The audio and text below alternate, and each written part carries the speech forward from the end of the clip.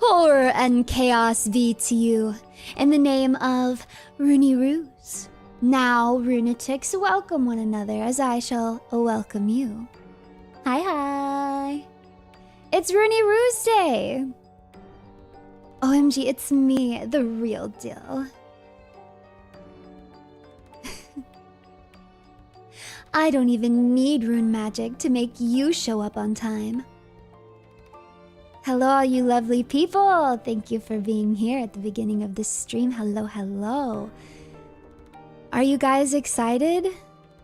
I'm gonna be a hater today. Look, I got a sign on my forehead and everything. I'm excited. Are you excited? You are, yeah? You still check the earrings? It's me. It's truly me. It's gotta be me. I can't let a doppelganger get out all of these thoughts for me, because then it would still all be bundled up inside of my head. I need to be able to do this for myself. You see, it's very important. Important. Because you guys are my captive audience. And therefore you have to listen to the thoughts that I have. And I have oh so many thoughts. What's a D1? Oh, well, you know, it's kind of hip slang, so I guess not everybody's gonna be as with it as I am. But it means Division 1. It basically means like you're a super hater.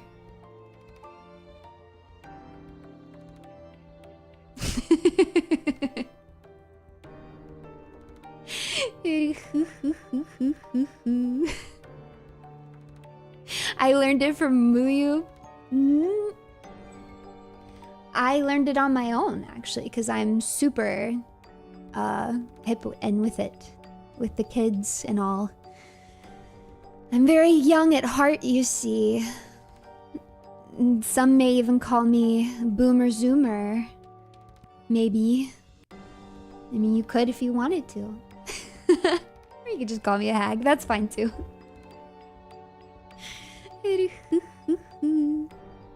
So this whole stream actually came about because if you guys remember, I've mentioned this a few times. But thank you for the 3 months. Thank you. Wow. Dork Queen 1, gotcha. Where's the Q, huh? Now you're just adding letters? Clearly that is not what it means. Where's the Q? Then it would be DQ1. Does it say DQ1? Do I see? Is there a silent Q in there? No, there is not. I'm trying to complete a thought, thank you. So, back during RUSEDAY, I was thinking of some games that I could play for you guys. And I wanted to play, you know, maybe even some trendy horror type games for you guys. So I started looking into different games that I could play. And of course I went to the very, you know, most popular, the ones that I see the most, that I'd heard the most about, that a lot of streamers play. Because I was also looking for short games. Ironic because I ended up getting into the entire series of Resident Evil. But what I was actually looking for was a short little horror games. And so of course I went looking into, you know, the typical ones that get recommended to you, like Fears to Fathom and the Chilla's Arts game, that kind of stuff, Puppet Combo, etc, etc. And what I discovered was that I didn't want to play any of those games.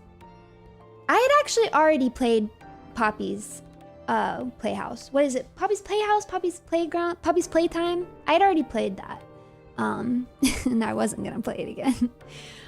But basically, I was trying to look for games that I could play. And I realized that I couldn't play them because I didn't like them. I was very unimpressed. And I thought, oh no, I can't play these on stream because RUSEDAY is supposed to be like, exciting and fun, high spirits, like let's get into some spooky things. And I found most of the games that I looked into to be not only not spooky, but also I just knew I wasn't gonna like them. And I've been very hesitant to play anything that I don't think that I will like on stream, because I try to keep it, you know, positive. But today we are going to throw all of that. We're going to throw all of that in the trash. I'm not going to be positive. I'm going to tell you guys all the things that I hate about horror games and the reason that I don't play them on stream. I wish that didn't like equaled I got scared of them.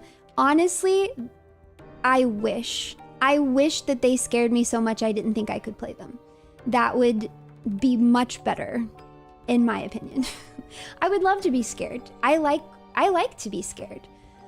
So yeah, strap in, people, strap in, because I'm gonna be an ultimate hater. The thing is that's interesting to me is that even though I found, and I'm mostly gonna be talking about like indie horror games, even though I've mostly found that they do not look appealing to me and I don't like playing them, what I also find is that I find them fascinating and I can't stop like looking into them, playing them, or watching Let's Plays of them, because it's almost fascinating to me, like all the things that they do that make me mad. It's like an addiction. It's an addiction. I'm addicted to being a hater, essentially. She's so cute when she's hating. I hope you truly think so, because you're gonna get probably like an hour and a half of it. Yeah, addicted to the rage, maybe. I guess they don't really make me angry so much as they just exhaust me. Hi Runie, I have bad food poisoning today. Could use some rune magic to feel better. I don't even need rune magic to make you feel better. Look, I don't even need the scroll. All I gotta do is say, feel better, stupid! I hope that worked. Okay, no queen then, dork one. Okay, no queen then, dork one. Warm. Yeah, for free. It cured her baldness? Dang. Wow. 1.5 hours of yap is exactly what I signed up for. Yay! All right, I think we should hop into it then. Dun dun dun. I want to start off by saying this though, is that horror is subjective. I truly mean it from the very bottom of my heart that the intention with this stream is not to make you feel bad for liking any of these games or tropes. If any of the tropes that I talk about really get to you and they scare you, if I hate on a game that you just thought was fantastic, the point of this is not to make you feel bad about it, because I don't think you should. Horror is super subjective. That's one of the things that I like about it the most. So this whole stream is purely my opinion. This is just for me specifically what I like and what I dislike. So I just wanted to say that up front, because I'm not out here actually trying to like belittle people over what horror games they like. I really do not care that much. No, I'm saying I'm not dunking on you. I'm not.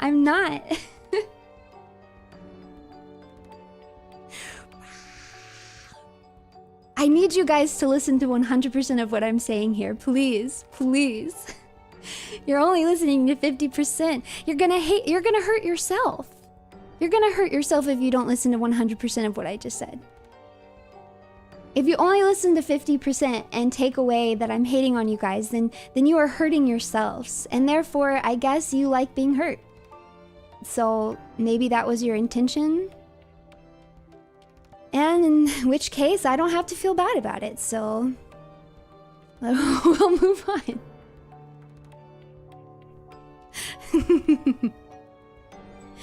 the 10 horror game tropes that I hate most. So the structure of the stream is going to be such. I'm going to go through the 10 things that I repeatedly see in horror games that I do not like. I do not like them. And then at the end of the stream, I'm going to rank those 1 to 5, scoring them on how much I dislike them. So we're gonna, and I have an idea for that too, but I'm gonna save it for the end. I have an idea, but we'll save that for the end. But I didn't want to just call out, like, just talk about games that I didn't like, because I wanted to focus more on tropes, because there's some games where I did kind of like some of the things that they did, and then other things I didn't like. So instead of focusing on specific games, I'm just gonna go through tropes, and then I tried to like have examples for each one, but I'm also really trying not to, like, especially on indie games, I'm not trying to like really dig into these indie games, but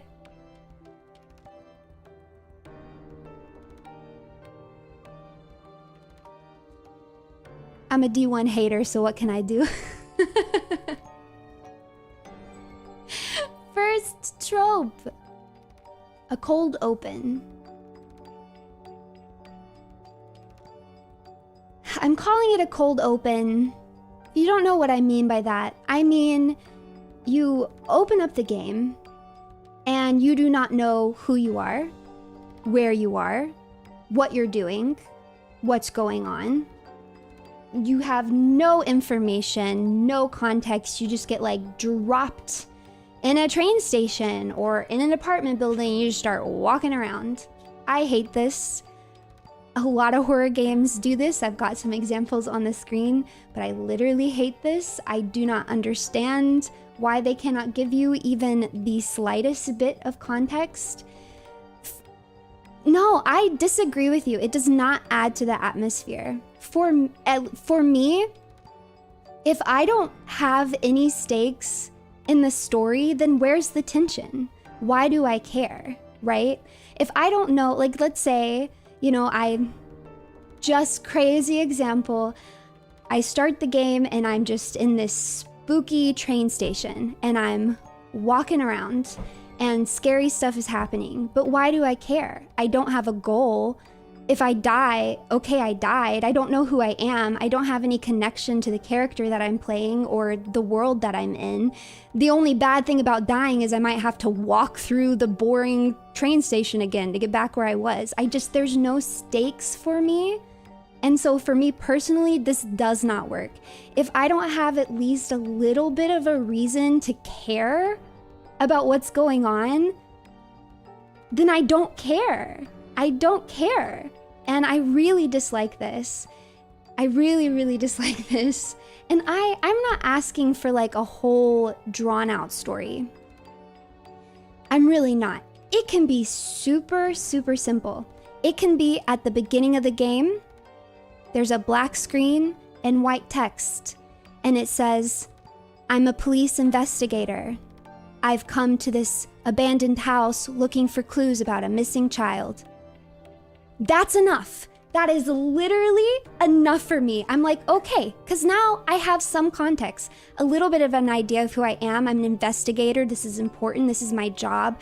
There's a child missing. So not only do I want to survive and figure out what was going on, but I'm also doing this because there's a child's life at stake. So now I have stakes. I have tension that can be built because I have at least a little bit of a thing to care about. Basically want some kind of reason why the protag player is there and why they wouldn't just simply get the heck out of there. Yes, well, and that's the other thing too, Yaz. Like, why would I go through creepy stuff if there's no context for it?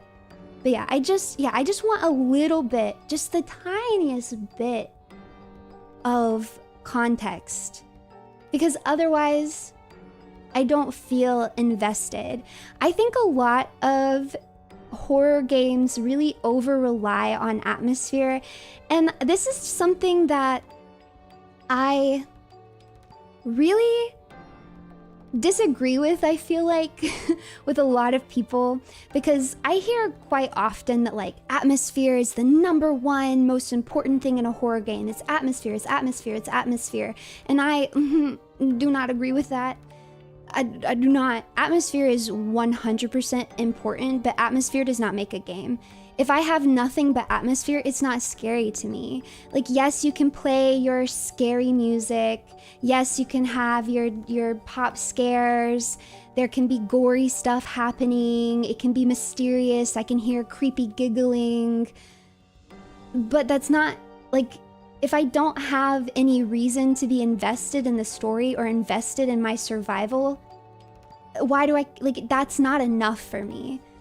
And again, that's just a personal opinion. I think for some people, a scary environment is enough to make them feel on edge and to make them feel uncomfortable. And just walking around in that world where everything feels a little spooky is enough to immerse them and entertain them.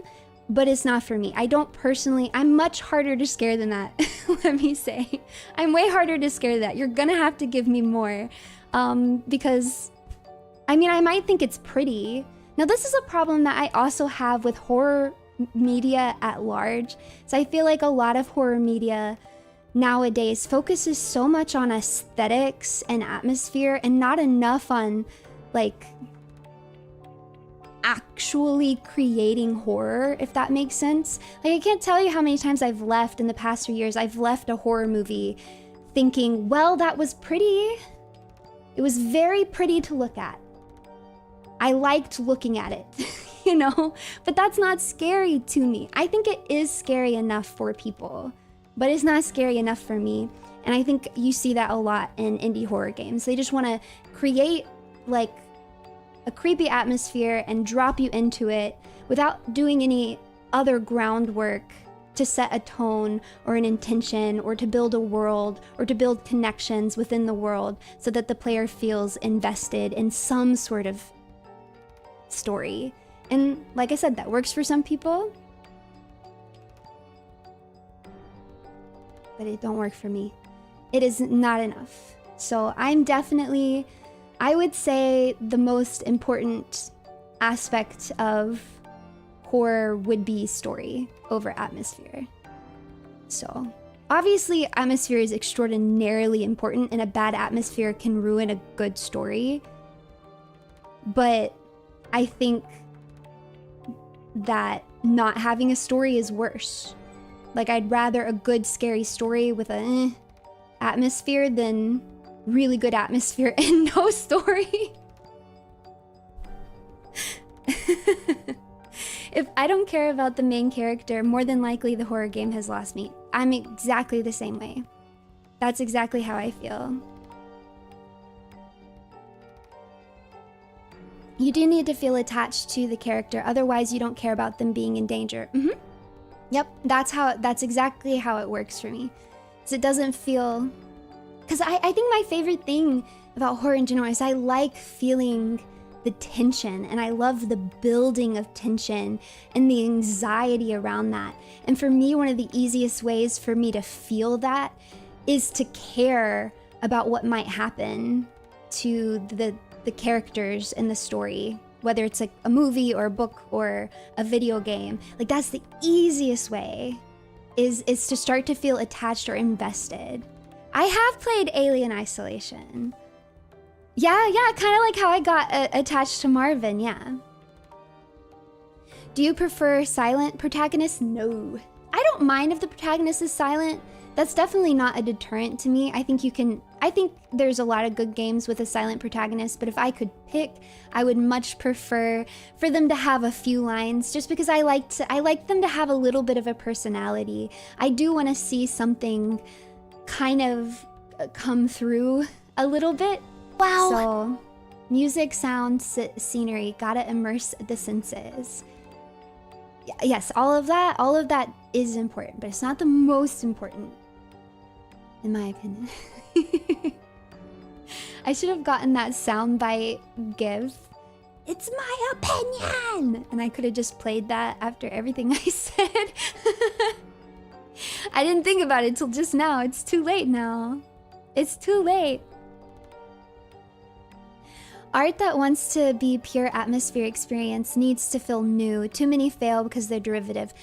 You know, I don't really go into this in any of these slides, but I definitely see what you're saying there. I do feel, especially a lot of indie horror has been a little derivative.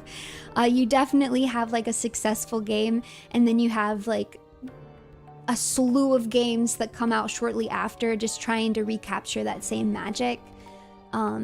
Which is, you know, well, it is what it is. But it does seem to be particularly prevalent in the indie horror game sphere. Though I suppose it probably happens with everything. Where's everyone going? Bingo? Best cold open ever.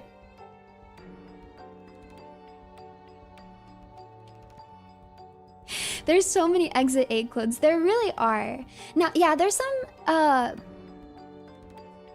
think most of what I'm talking about today is probably gonna fall under like psychological horror.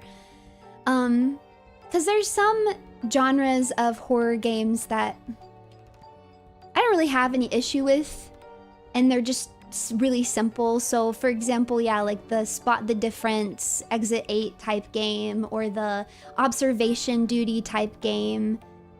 I mean, yeah, I don't really have anything to say about those. It's like you either like doing that or you don't, and it's just it's kind of a simple formula. I'm not really touching on those types today, at least. PT, very groundbreaking, right? Influential, that's the word that I meant. Half a year of rusing. Oh, 6 months. Thank you so much for 6 months. Thank you. How about horror games where you're stuck in a space without a clue why? I wouldn't like that. Well, let me clarify. If it was like... I would accept it if it was like the character wakes up and is like, the last thing I remember was falling asleep. Somehow I got to this place and then I have to find a way out or something. I'd be okay with that. That's enough of context for me to be like, okay. But if I just open up a game and I'm in a room, that's not enough. That's not enough for me. I do want to play Silent Hill 2. I definitely want to play Silent Hill 2. And I love Inscription. We will be talking about that a little bit later. Because even though I love Inscription, it does something that I hate. So we'll get into that later. Some of these games, I should clarify, I do like some of the games that I'll use as examples. But they just did that one or two things that I didn't like. So let's go to the... Oh wait, I want to say one more thing because on this slide, because I saw someone say something about it earlier. Somebody commented like, what if you get context in like 10 minutes into the game or something like that? I will say I'm not 100% opposed to a cold open. If it's, yeah, if it's like, I mean, it's still not my favorite thing in the world, but if it's like a really short sequence at the beginning, just to give you like context or to foreshadow something, and then you immediately go into the actual game where you have context of where you are, that's fine. If it's more of like an opening scene, that's fine. That can be okay. It's still not my favorite. I'm trying to think of a good example. So like the game, what's a good example? A Quiet Place. The official Quiet Place game. It starts with a dream sequence. You don't know it's a dream when you first start playing the game. And you just have no context for what's going on. You're talking to someone, you don't know who they are, they disappear, you're walking around in the woods, there's like a house, there's just no context for any of the things that you're doing, you know. But then very shortly in, it turns out that it's just a nightmare, and then you immediately get context about who you are, what you're doing, where you are, you know? So like that kind of opening scene would be, it's still not my favorite way to open a game, but it's fine. I can accept that. What I'm really talking about here is when you just, like that is intentional, like you are supposed to just not know what you're doing going into it. Ugh, mouth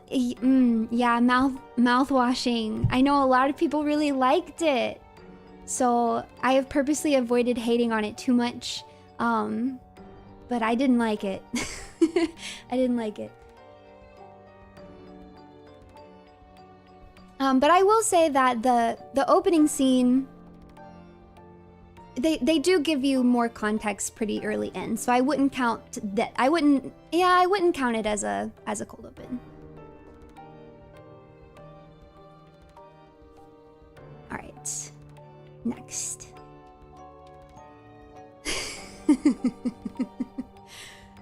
Mundane tasks.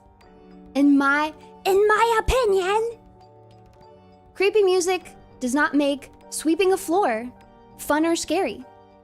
I hate mundane tasks in horror games. It is not scary to me. I think this is the worst development trend that has ever happened to horror video games. I don't understand it. I do not get it. I do not like it. The two worst offenders are here, Chilla's Art and the Fears to Fathom games, but they're not the only ones. Now it's just trendy. So people do this kind of thing all the time, and I do not like it. I do not want to cook lasagna and then eat it. I do not want to sweep the floor. I do not want to put cans on the shelf. I do not want to walk down the hall and throw away laundry. I do not want to pick up 5 suitcases one by one and walk them to a car and then put them in the trunk. I don't want to do any of these things. I don't want to do that. I understand the concept of this, or at least I think I understand the concept of this. It's like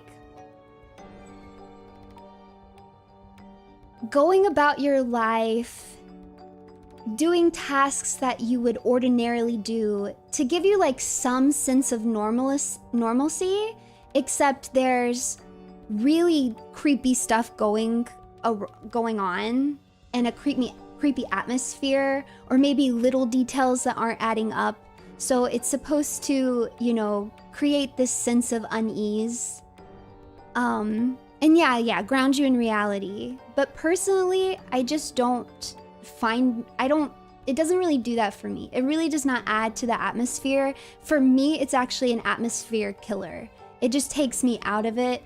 And it's not fun gameplay is I think the biggest thing. Is at that point, you know, just make it a visual novel or something, you know what I mean? If this is the most that you're gonna do with your gameplay, I don't really understand the point of even putting it in there. Just make it a visual novel. If you can't actually think of like a fun and engaging way to play your game, then in my opinion, it would be better off as a visual novel and not a game.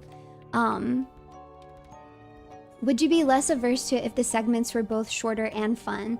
If you could find a way to make it fun, then they could even be long if you wanted. But there's just a lot of times these mundane tasks in these video games, they're not even like they're not even trying to make it fun. It's just you know what I mean? It really does. It feels like busy work, like when you're in elementary school. You know what I mean? I just don't like them. So yeah, it's just, yeah, it's not a mini game, exactly. I don't think it counts as a mini game. Wow.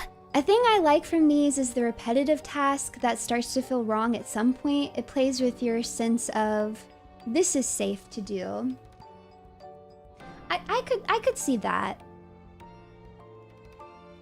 Though I can't really think of any examples. I think in most of these games, the tasks that you do, you only have to do them a few times. I think I'm sorry, Pipa. I'm being a hater. I think in some of Chilla's games, you do have like tasks that you repeat and it gets creepier, but Fears to Fathom, I don't think ever does that. They really just feel like busy work. And you don't end up doing the same thing multiple times. And so, in some of Chilla's games you do. And yeah, I could see that angle from it. But overall, I just feel like it takes away from the game. It takes away from the atmosphere. And it just feels, it feels like fluff. It feels like padding. It feels like they didn't want to make it a visual novel, so they make you sweep the floor. So now it's a video game. But I don't like that. It's not for me. I'm gonna say plenty of positive things about some Chilla's games though. So I don't want you guys to think that I'm 100% hate everything that Chilla's art does, because that's not true. They have a few games that I actually think are pretty good and I like. I think my favorite is Parasocial. I thought that that game did a spectacular job of making you so paranoid because you really did not know who you could trust. I thought it was really well done. It was nice. I liked it. I liked the kidnap. We're gonna talk about the kidnap. We're gonna talk about the kidnap because while it's one of the games of theirs that I liked the most, it also disappointed me because it did some things I really hate. I like that they have VTubers in the game as a thank you for funding them. Oh, I didn't know that that's what... I didn't know this, something they were doing. That is cute. Is Mortuary Assistant one of these games?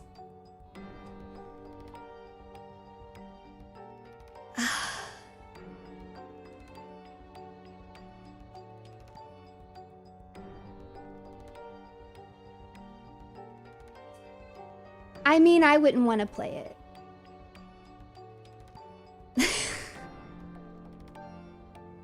I looked into playing Mortuary's Assistant and immediately was like, oh, I don't want to do that. It's basically just doing the same tasks over and over and over again while waiting for, like, pop scares. And I didn't think they were very scary in the first place.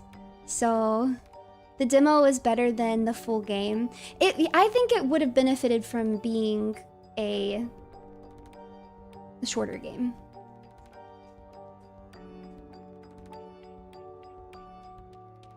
It just looked like it gets tedious at some point. But there's a lot of things that Mortuary Assistant does that I think are really cool and fun. So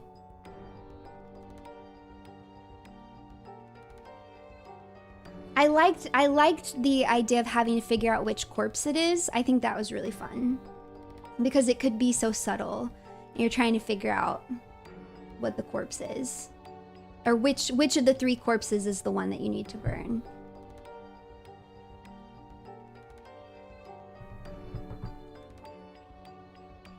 All right, we'll go to the next one. You guys, I don't like dream and hallucination sequences.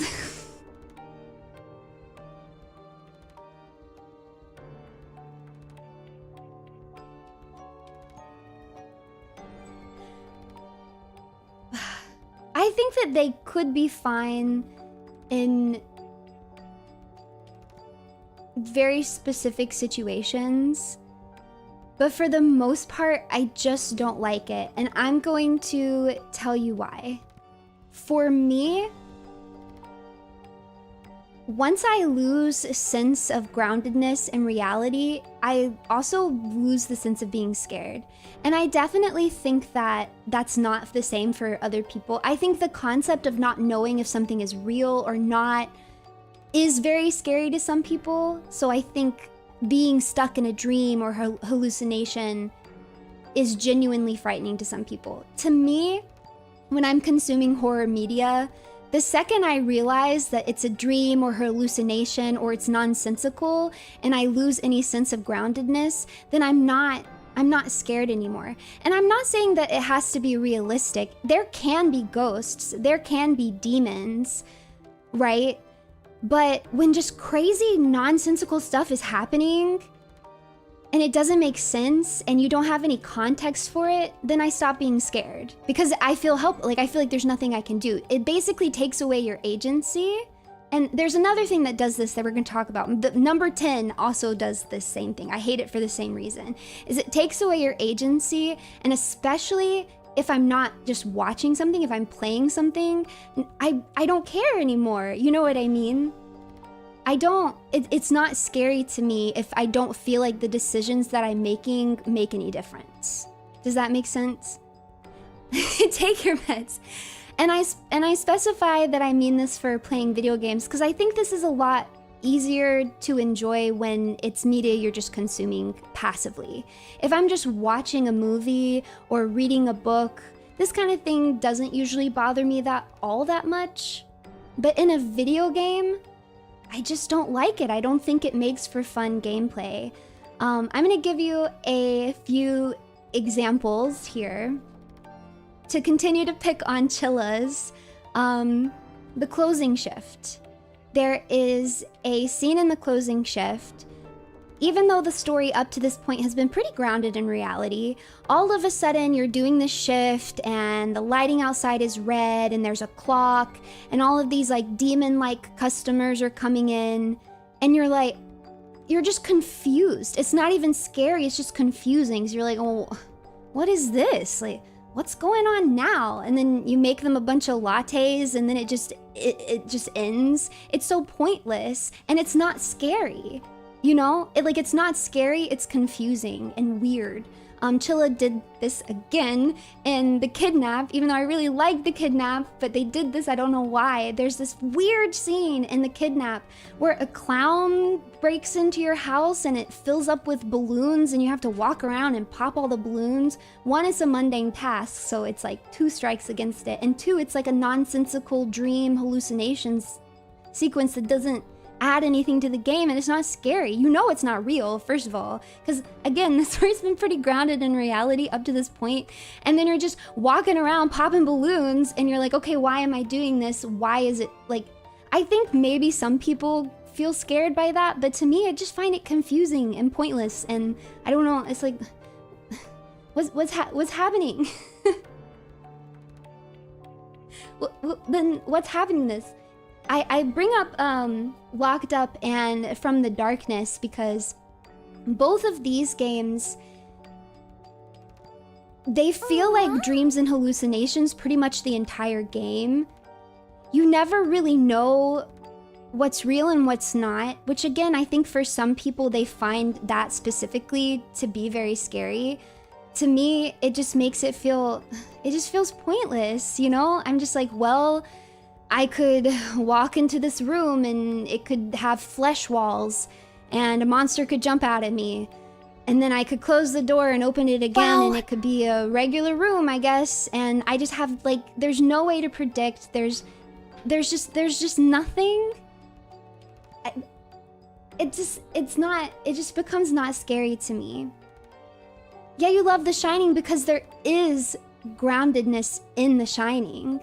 I know that they're an actual family living there. I know that the wife and the kid are actually in danger from the dad going a little bit crazy. And also, it slowly builds throughout the movie. And I think at the end of the day, the things that you don't really know for sure, like were there skeleton ghosts here? Or were there actually ghosts of the men in the dog suit? Like those don't actually matter so much to like what you're really worried about. When he's running from him in the maze, it's not like I don't know if the maze is real and I don't know if he's really in danger. I know he's in danger. He's running for his life in the maze, and if he doesn't outrun his dad, he's gonna get hacked to pieces. So there is a little bit of what's real and what's not, and ambiguity in The Shining, but there's still enough of a core grounded story plot for me to be invested in that I can feel tension and the stakes. When you go too far, in my opinion, and everything's just kind of like you're being transported and teleported and then this happens and that happens, it's just too much. And then I don't feel like anything I do really matters anymore. If that makes sense. Hallucinations work best as a narratively appropriate reskin of danger rather than a tonal break or erasure of it. That's a good way to put it, yeah. It's hard to feel an actual sense of danger when you don't have enough reality to know what's actually dangerous and not. Does that make sense? I guess it's kind of a hard thing to put into words. But basically, I just don't like it. I just don't like it. I don't find it scary. And in general, I feel like a lot of times it takes away from the story, especially when it just happens for no reason, and especially when the entire game feels this way. And again, this is like, I'm going to talk about the very last one. The number 10 is very similar to these reasonings. Wow, me unbothered by horrors beyond my comprehension. I can't understand what's going on. Yeah. I mean, genuinely, I find that... I wonder if I want to say this now or if I want to say this later. You know what, I'll just say it now and I'll say it again later. But for me, a situation where there's a long hallway and I know that if I can get to the door at the end of the hallway, I can escape. But there's a bunch of doors on either side going all the way down this hallway, and I also know that any sort of creature or horror beyond my imagination could pop out of those doors as I walk down at any point, and I'm going to have to be quick and think on my feet. That's horrifying. That is a scary gaming experience. Now, take away the door at the end of the hallway, and I'm just in a hallway, and I'm walking down it, and scary stuff is popping out of the doors. That is not very scary to me, because I've lost a sense of urgency. I've lost the light at the end of the tunnel. I've lost my goal. Do you know what I mean? Like, I need something to be working towards to feel the tension that would actually cause me to feel the fear. Because in the second, it's just like, well, I mean, where am I? You know what I mean? Like, what's the point? In that case, it comes across like some sort of horror funhouse. That is actually a really great way to put it, because I do feel like there are a lot of horror games out there that do feel like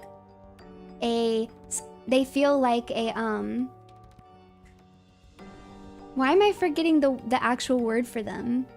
But like a scary house, a haunted house. They feel like a haunted house. Yeah, it's like you just walk through it and you're kind of railroaded through it, and you see creepy things and stuff pops out at you, and then you're just done.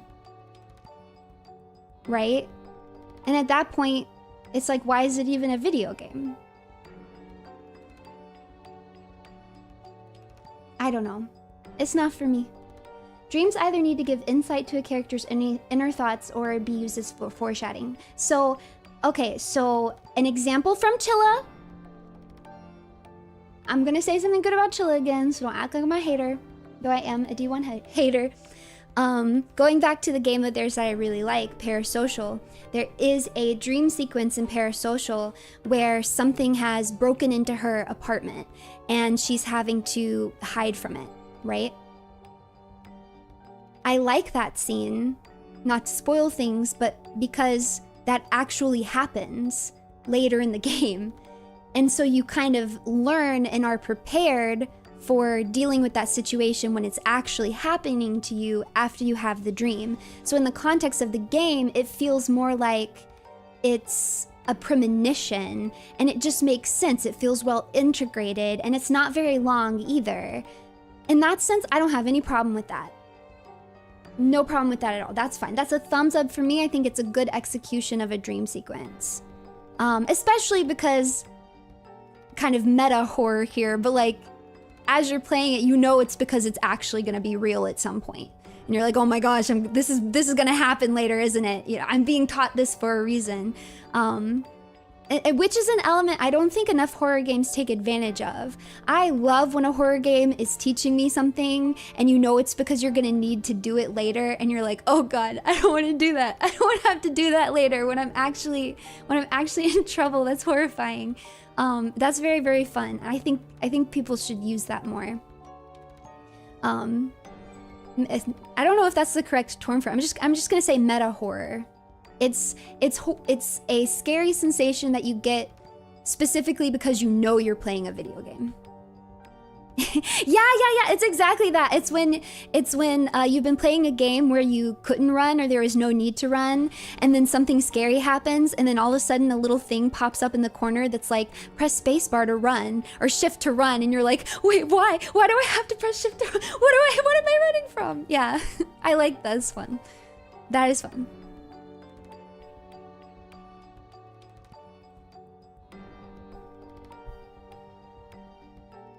Geez, we're like 45 minutes into this, and I'm only on point 3, you guys. Oh no. Oh no. Alright, we're gonna move. Oh, wow. We're gonna move to the next one. Oh wow. Fake out foreshadowing is cool too. Something is going down just like an earlier dream sequence, then bam, unexpected swerve, especially if previous foreshadowing was trustworthy. Ooh, I don't know if I can think of any examples of that, but that would be very nice. That would be a really good way to set up a scare, I think. That could be very fun. Time to revisit point 2. No. All right. Number 4, forced bad ends and forced defeat in general.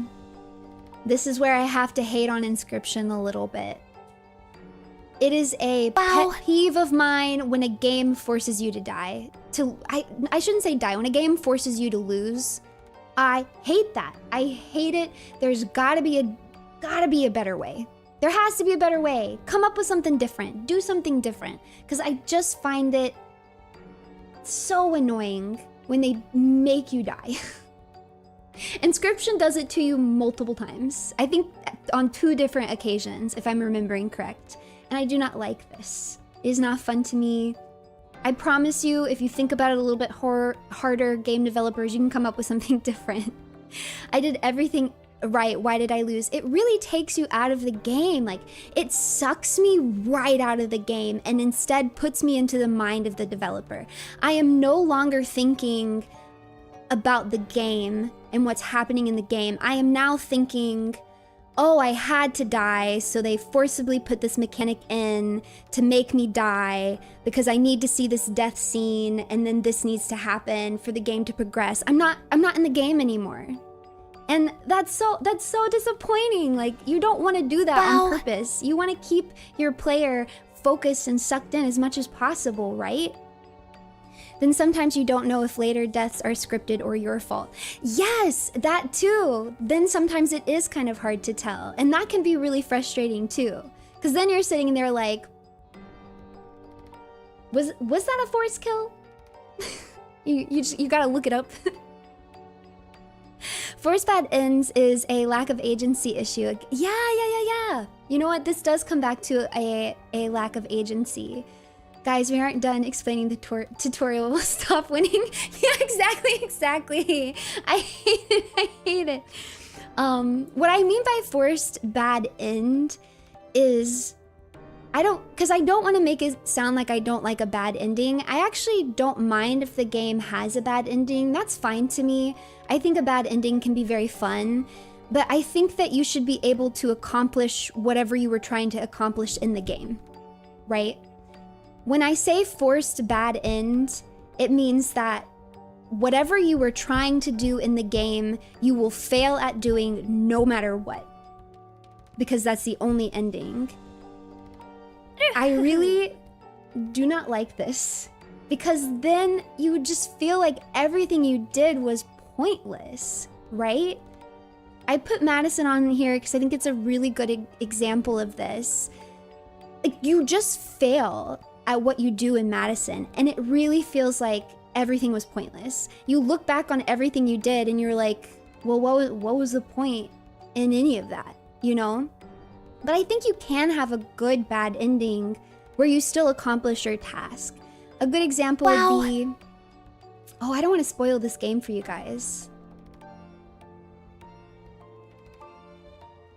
Like, I'm gonna try to say this with no balls, fine. I'm just gonna spoil it then. What's it called? Welcome to the Game. So I'll keep it vague, but like Welcome to the Game has a very bad ending.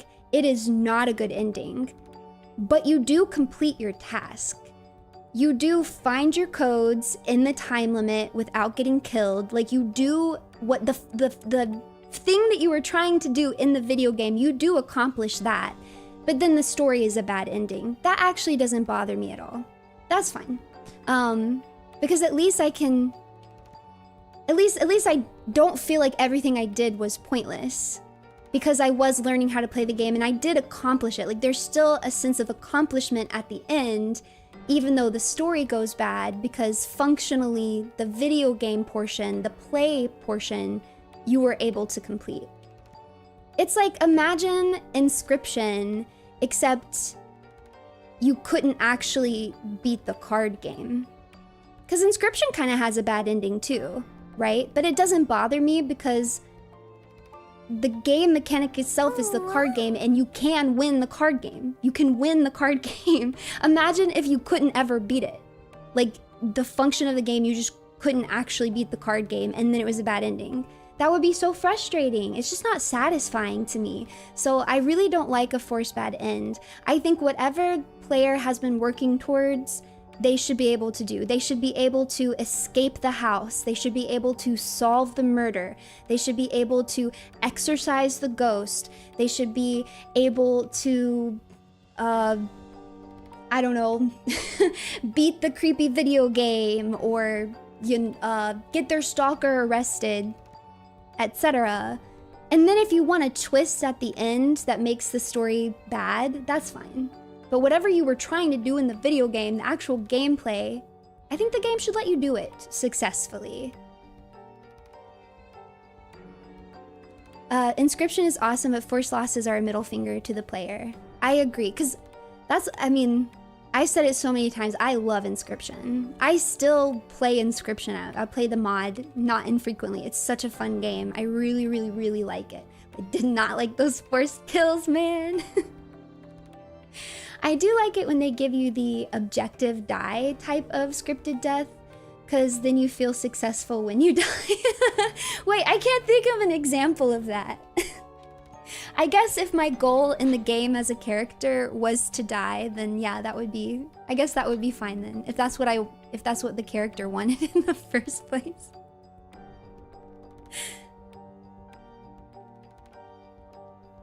Isn't that what Madison ending is? In my opinion, Madison's ending is a forced bad end. Because you just lose. Literally everything you do in that game was purposeless. It didn't matter. You could have just laid there in the room and the same thing would have happened to you. That's why I don't like it.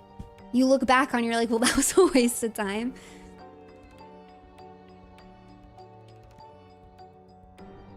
Sounds like you should play puppet combo games. Puppet combo, I do think tends to do. I don't think I put any puppet combo games on here, because I think they do tend to do a relatively good job. Though, I seem to recall sweeping floors in a puppet combo game.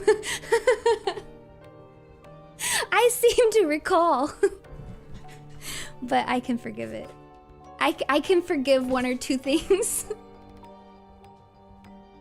But yeah, I don't like when they do this. Number 5, non-puzzles. This one is just kind of funny to me. I think you guys probably know what I mean without me saying it. But like, you know how like sometimes in these horror games, like the puzzle is not a puzzle? I can't remember what game this is, which I think speaks for itself. But I remember this one game where it was like, you found this refrigerator and you couldn't open it. And then later in the game, you find a note on the floor that's like, I think there's a blank in the refrigerator. And then you go back and now you can open the refrigerator and the next item that you need to progress in the story is in there. Like, that's not a puzzle. It's not a puzzle. That's not a puzzle. And that's not fun gameplay. Like, it's just bad. It is bad game design. I agree with you. Something like, the door is locked. And you're like, oh no. And then you look up and somebody has written in blood the combination to the door on the wall. So you just see it and then you type it in. I would also say that that's not a puzzle. It's like a, what do you call it? A spot. It's like a find game. What do you call those things where it's like a picture and you're trying to find something in it? It's like, it's just, wait, what is the name for that? Yeah, like an I Spy game. Like a Where's Waldo game, an I Spy game. Hidden object game, that's what I was looking for. It's like a hidden object game. It's not really a puzzle. And in my opinion, it's not all that fun. And I think that it's fine if that's like 1 or 2 instances in it. Hey, even Resident Evil has one of these in it. Okay, even Resident Evil 2 did this with the code just right on the side of the save. And a lot, well actually let me say, Resident Evil 2 does this a lot because a lot of the codes that you find are just written down somewhere. And then you just find it and then you go back and do it. It's not really much of a puzzle, is it? It's more of a what do you call it? Scavenger hunt? But there's enough other things, yeah, exactly. There's enough other things that still make it very fun. The fun part of that is that you are running back and forth and there's dangerous things all the way between back and forth. So it's still fun to do. But I just feel like sometimes, like, this is all you get. Like, the gameplay itself of the game is nothing but non-puzzles. There's not any actual puzzles. You don't run from anything. You don't fight anything. You don't have to figure anything out. You just walk around. You find things. And that's the game. I guess, yeah, a walking simulator. Should I just change the slide to walking simulator? It's a non-puzzles. I don't like them. Not for me.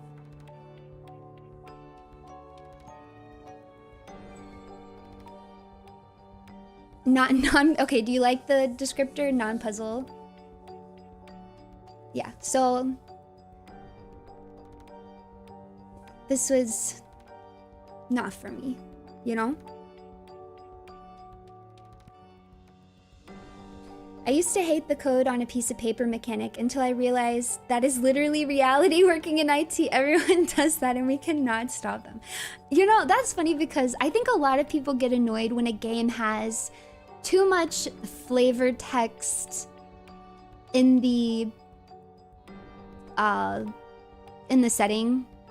But that actually doesn't bother me. I do agree sometimes it's kind of cheesy. Like sometimes you're playing the game and you're like, really? This person wrote this down on a piece of paper and then left it on the desk? That's so convenient. It's really convenient that they did that. And now you can figure out this puzzle or unlock this thing now. But it doesn't really bother me all that much. Like I said, it can be funny sometimes, but it doesn't actually bother me. I'm just kind of like, yeah, that's fine. It just is what it is. And if it's well written flavor text, I think it can be very fun. You know, if I know I already brought it up, but the Quiet Place game has really fun flavor text. It's like the characters have voices. I think Resident Evil does too. You can have fun with it. It doesn't bother me all that much.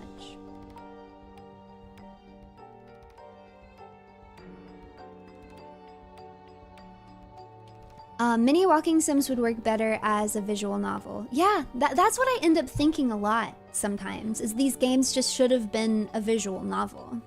And then cut out the boring books, or cut out the boring parts that are just annoying, unfun, uncreative gameplay that you just stuck in there from. Just delete those and make it a visual novel. And then you can tell your like creepy little story, you can play your creepy little music, you know? I just think it'd be better. placement of flavor text is the big issue. Is it in your face? Optional, too much, too little? Oh, that's actually a really good point too. That's actually a really good point too. Because it always is nice when it feels like you're discovering it. So it's not like the game is forcing you to pick up and read this piece of paper. You discovered it and you chose to read it. And the information that you get from them is helpful but not necessary for the game. That's always very fun. I do prefer that to it being forced for you to consume it.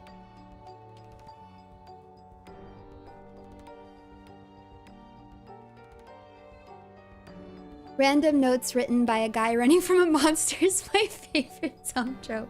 That's like... It's like those like creepy pasta stories where it's written in first person and it's like, I'm writing this from behind a tree. Let me start at the beginning. So 5 days ago, I was eating lunch with my friend Jacob. I'm like, you're not writing this. You're not writing this right now. Hiding behind a tree while a monster chases you. It's kind of funny though.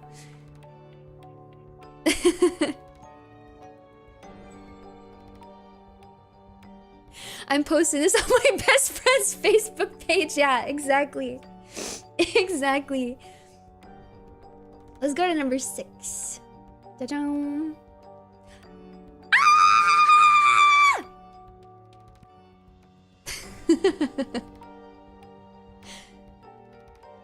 Cheap pop scares. Or jump scares, if you prefer. Now, I want to start off by saying I am not as much of a hater as I think some people are. I think there's a lot of people out there who just hate these entirely, which is fair. If you don't like them, you don't like them. Some people very specifically don't enjoy the sensation, like the jump that it gives you, which also makes sense to me. Now, I actually enjoy a good pop scare. Who calls them pop scares? I do! I call them pop scares, okay? I don't know where I got it from. They're pop scares to me. They're pop scares to me. It's my opinion! I like a good pop scare jump scare. If it's well set up, if it's earned, if it's deserved, I personally actually find it super fun. I really enjoy the sensation of, I want to jump in my chair. I want to let out a little squeal. I want to be like, whoa, you know? I want to drop my controller and knock my water off the desk. I genuinely find that very satisfying. I don't even mind if they're loud. Like, I like it. I think it's fun. I only don't like it when it's cheap. When it's just cheap. I'm gonna hate on Fears to Fathom. I really don't like the Fear. Unlike the Chilla's Arts games, where I actually do kind of like a good many of them, I do not like any of the Fears to Fathom games. I really don't like them. And the Fears to Fathom games do the worst cheap pop scares. Like, it's just stupid. Like, you just open a door and there's like, and like a guy jumps out for no reason. It's just lame. It's so lame. It's unearned. It is not deserved. It's cheap. That's the best way for me to say it. It's cheap and I do not like it. Now I'm gonna hate on Chilla again.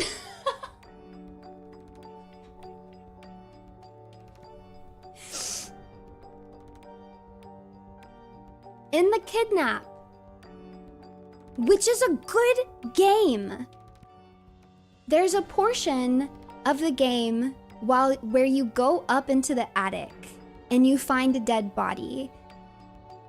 And this is why it makes me so mad, is because if they had just left that as it was, oh man, that would have been one of my favorite moments in all of Chilla's games. When you go up there and you see the dead body and you're putting pieces together, it is genuinely creepy. And at that point in the story, it just really solidifies the danger you are in. It increases the urgency and it's spooky. It's spooky. And then they put in this cheap, stupid, pointless, needless jump scare where like the ghost of the woman like pops out at you. They literally just threw it all away. They take it, what could have been my favorite part of all of their games, crumpled it up and threw it in the trash can for a cheap, was it worth it? Was it worth it, Chilla? Was it worth it? No, it was not worth it. It really makes me so mad. It makes me so mad because it's stupid. It's also stupid because it has nothing to do with the story. Like that story is not about ghosts. It's not about ghosts. Why is it even in there? It just doesn't add anything. It just feels cheap. I don't get it. It makes me mad. So, narrator, it was not, in fact, worth it. But a jump scare that Chilla did well is to bring up the closing shift again. When the guy stalking you pops up at the door, iconic, great pop scare. Love that pop scare. Don't have any complaints. It's scary, it gets me, it's exciting, it makes sense in the context of the story. It's well earned because you've been waiting for it pretty much the entire game. Great jump scare, great pop scare. 10 out of 10, no complaints. So I do like them if they're done well, if they're well deserved.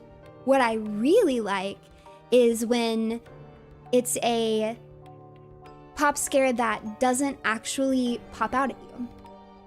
You guys know what I'm talking about, where you just kind of like turn around and then you see it. Ooh, those are really good. Really, really good. And I wish we could see more of those because that's very fun to me. Yeah, you're the one that pops into it. Yeah, you pop into it.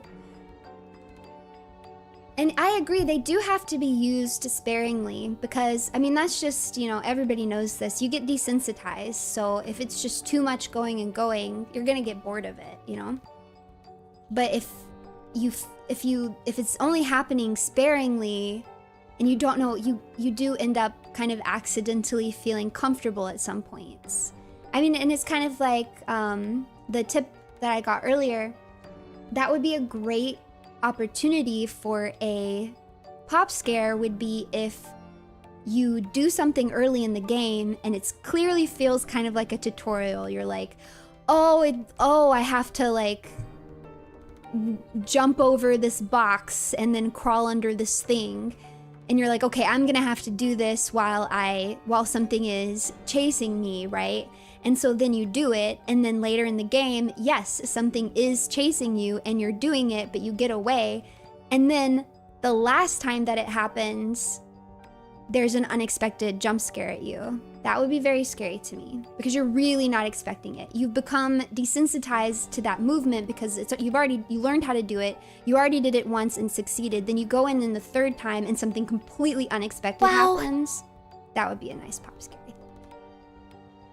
Sometimes no pop scare can be more scary as there's tension and anxiety builds as you're expecting it, but no release of it, leaving you on constant edge. I think a lot of horror movies do a good job of doing that. The Babadook does a really good job of doing that. Oh, wow. Where it really sets you up. You really think that something's coming and then it doesn't. Yeah, exactly what you said. It keeps you really tense. Yeah, delayed gratification. Yeah, it's delayed gratification.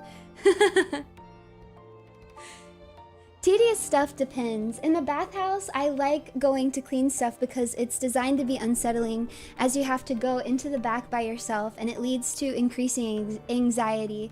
Now the spinning boxes to stock shelf things later is horrible. I feel you on that. I feel you on that 100% actually.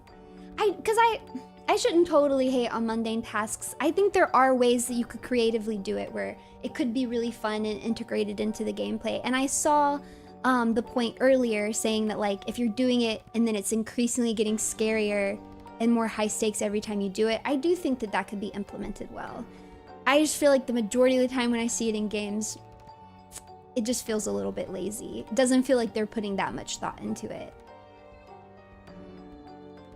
I think a good example of a bad ending is Silent Hill, where you have a compelling story until the end, and then you see the results of your actions. So I've actually not played the Silent Hill games, so I don't know for sure how those end. I don't want to be too spoiled for those, because I do plan to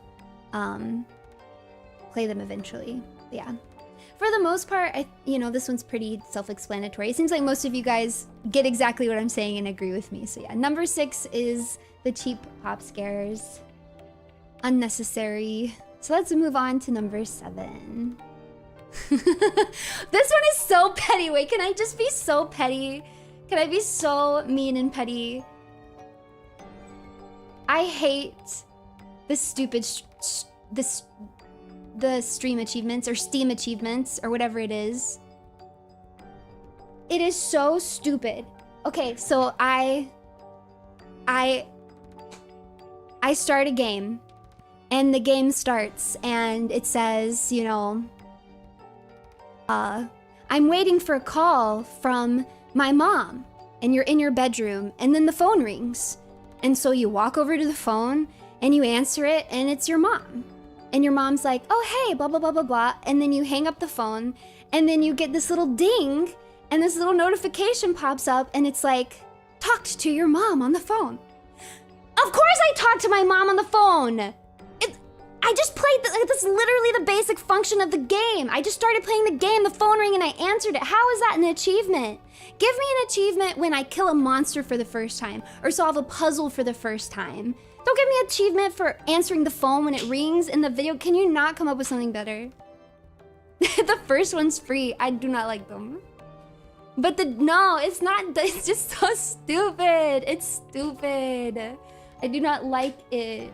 Wow. I will 100% agree this one is petty. This is just a petty pet peeve. It doesn't really matter, but I don't like it.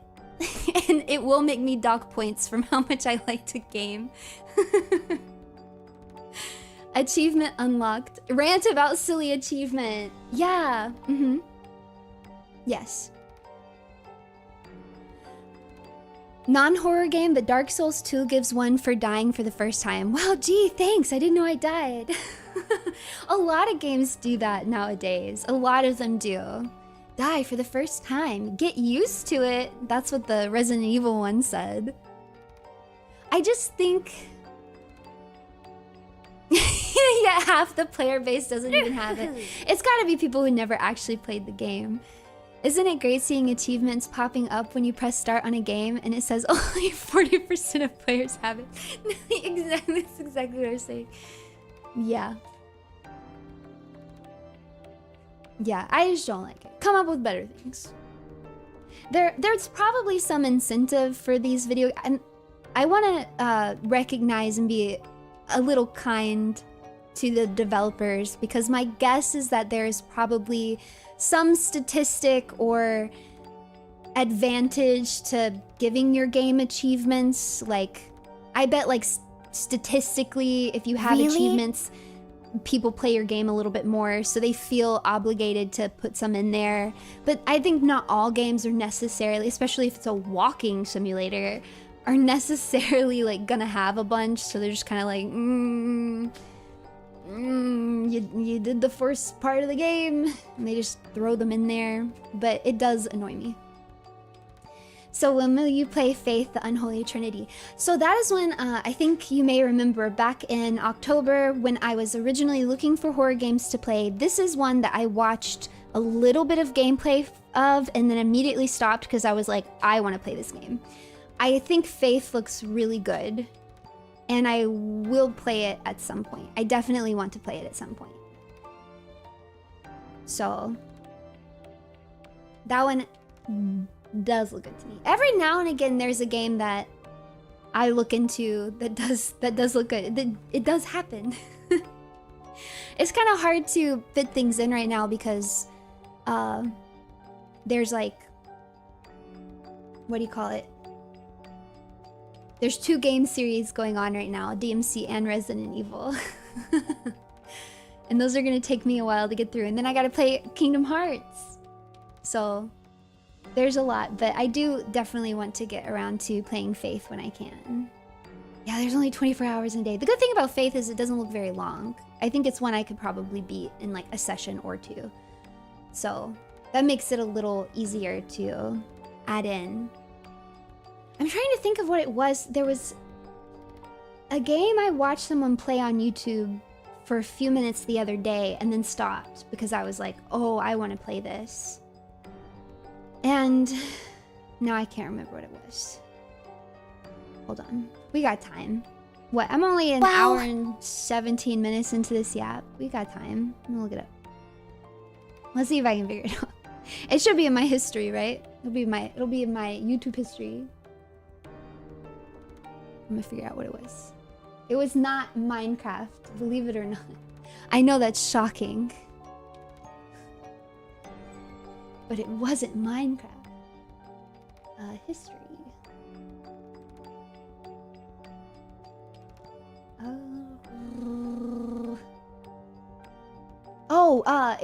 It was Crow Country. I watched a few minutes of that, and then I was like, oh, I think I want to play this. Do you guys know about it? Or did you play it, or did you like it? It looked good to me. I was like, ooh, I kind of want to play that one.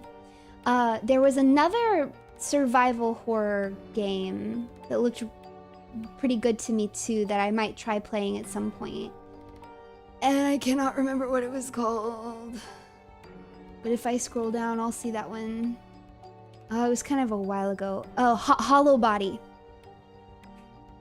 Crow Country and Hollow Body both looked good to me. So I might try and play them at some point. Yeah, okay, I'm seeing a lot of good things about Crow Country. That's good. Oh no, is Hollow Body mid?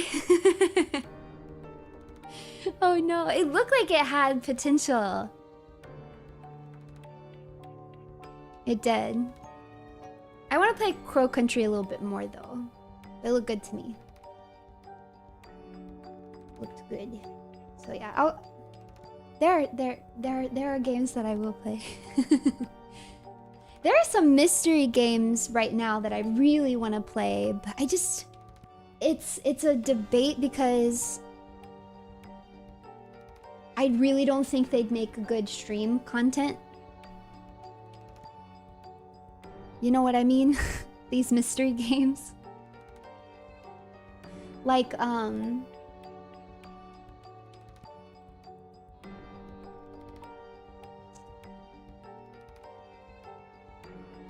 why am I... all the names are escaping me. The names are escaping me. Hold on. Hold on. Yeah, Nancy Drew. I would play a Nancy Drew game. I would. Let me look again. Let me look again. The Haunting of Castle Malloy. Looked good. Scratches.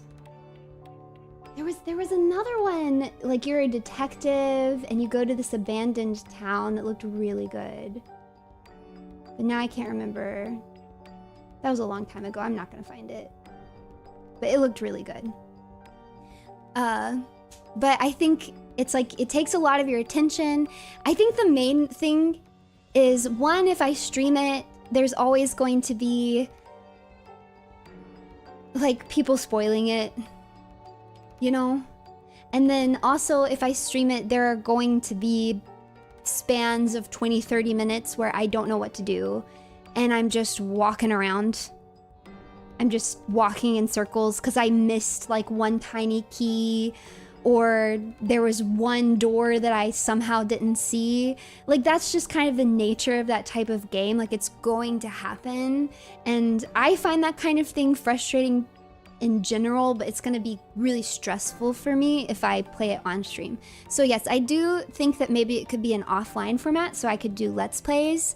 But then I also think if I'm gonna do Let's Plays of a game like that, it really needs to be edited, and that's more intensive editing than I think I have time to do. So not only would I have to find time to play the game, I would have to find time to edit it well, or hire someone. So it's just something I've been thinking about. But there are quite a few like mystery games I think I would really like, and I do think I could make good content out of, because I'm pretty decent at puzzles and mysteries. But I don't know. I'm gonna keep chewing on it. But as in my second year of streaming, I definitely want to be a little bit more adventurous. You know, first year of streaming, it was like, get my footing, figure out what kind of content I want to make, focus on doing that well. But now that I'm in my second year, I want to start experimenting a little bit more. So we'll see what I do. Yeah, and yeah, same thing with puzzle games. I think could be really fun. Could definitely be fun. I felt like that at my second year of university. I could see that. I could definitely see that. But yeah, anyways, just to be petty, I don't like the Steam achievements. Oh, number 8. This is a mistake I think games make all the time. Everybody is creepy. I just don't like this. I don't like it. Especially in a game like No, I'm Not Human, where you're trying... Yeah, exactly. If everyone is creepy, then nobody is. You do not look like that. Shut up. Yeah, he skipped arm day. Like if everybody's just saying something creepy at every corner, I do feel like it takes away from it. It's like having too many jump scares. Everybody's creepy, so nobody feels as creepy. I think when you have some characters that feel real, that talk to you normally, and then you have the ones that are very obviously kind of off, and then you have those characters in the middle, I tend to find that works better for me in making me feel creeped out than if just everybody's really weird and creepy. I don't know if you guys are familiar with this game, No, I'm Not a Human, but I bring up this one specifically because I think this game is really, really cool. And I've only seen the demo. I don't know if the full game is actually out yet or not. Wait, is the full game of this out? I would be interested in playing it anyways because it looks really nice. The only thing I've seen of it is the demo. But the whole concept of this game is there's basically imposters. I have 2 8s and no 7s, is that true? 6, oh, I changed the order I was doing them in, so that one should have been 7, my bad. So there's imposters among us, basically. It's still not out yet. When it comes out, I will definitely still check out this game because it did look nice. And I was definitely intrigued. And there's one thing that happens in the game that happens in the demo that I do not want to spoil for you guys because it was genuinely a great moment. Great moment. But I think the biggest thing that this game did wrong in the demo is that just all of them are weird. And it makes it feel kind of arbitrary, especially in a game where you're trying to figure out an imposter. It just started to feel like it was guesswork because everybody was being really weird. Everybody's giving you answers that don't feel like a human would say. Like, nobody's acting like what you would typically expect from a human. And I guess maybe the intention there is to make it really scary because you don't know, who, it could be anybody, right? But personally, I just think it made it feel like I wasn't really playing a game. It made me feel like it was guesswork. Like, it was like, well, I don't know. Like, they're all acting weird, you know? So I don't know which ones, you know? And then you can only, invite them into the house, and then you can kind of only figure it out by, looking under their fingernails. Like, there's certain things that you learn throughout the game to look out for. But as far as, the mechanic of whether you decide to even let them in the house or not, it felt very arbitrary because I didn't feel like there was actually anything I could say or do or notice about them to figure it out, right? No, it's not like the fake Runees because there were things you could have seen about the fake Runees. But this one was just like, I don't know, you just couldn't tell until you got them in the house, right? Wow, gives a few obvious ones and then it's guesswork, to be honest. Yeah, there are a few obvious ones. So I think the game would have been a lot more fun if it had been there's a few really obvious ones. And then I think there should have been some that are really borderline. they're really talking to you like you would expect. And then maybe only if you ask the right questions, or only if you really pay attention to the way they look, will you maybe see something that's kind of off. But like there's something tangibly for you to actually do where you can kind of get a sense rather than just kind of having to guess, because they're gonna act really weird and unhuman no matter what. Some of the Runie doppelgangers were deviously similar. It's true. But that made it more fun, wasn't it? Wasn't it more fun that some were obvious and some were really subtle? Establish a baseline, an extreme, and a borderline. Exactly! You know, I didn't think about that, but that is exactly what I tried to do in my doppelganger stream. But that earring trick is almost always hidden. But I made sure, go back and watch, I made sure that you could see. I was moving my head in angles where you would have seen it. So it was fair.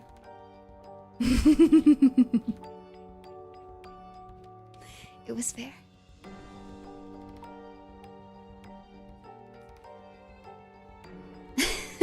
Glorb Runie, my... Wait, which one was Glorb? The alien, you mean?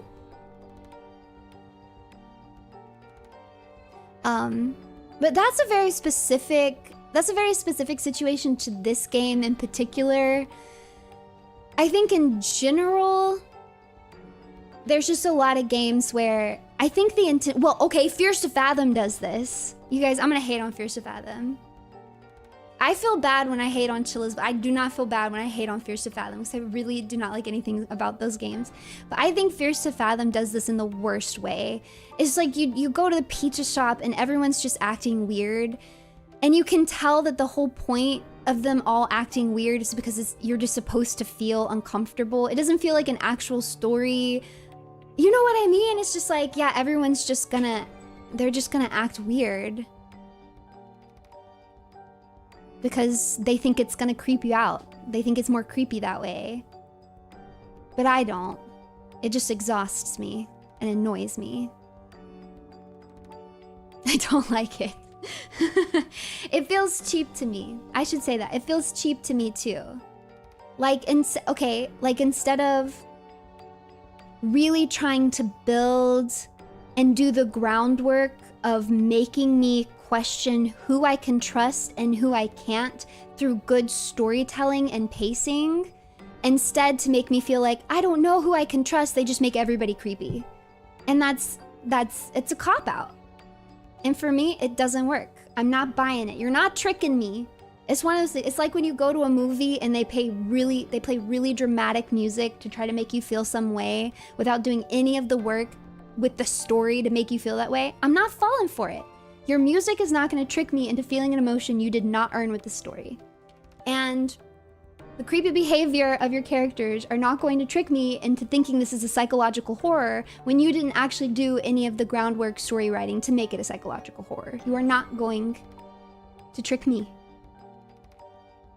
I guess that's kind of a mean way to put it, but I'm being a hater right now. The characters in Parasocial kind of acted odd and creepy. But I think... I don't know. There was... You had your friend who I thought acted... Your good friend, who I thought acted for the most part pretty nice, right? The police officer was definitely kind of creepy, but it was still borderline. And then your housing manager also was weird, but it was borderline. So I felt like it didn't feel cheap to me either, because well, not to spoil it, but at the end you realize why they were all acting like that too. Because it's not just that, oh, they were all weird because they wanted to creep you out. They were all weird very specifically for a purpose, because you couldn't trust any of them, right? So instead of it just being a way to set a creepy atmosphere, it was actually a function of the game. You were supposed to notice that they were a little bit off, right? So I think it worked. It really worked for me in Parasocial in a way that it doesn't work for me in Fierce to Fathom.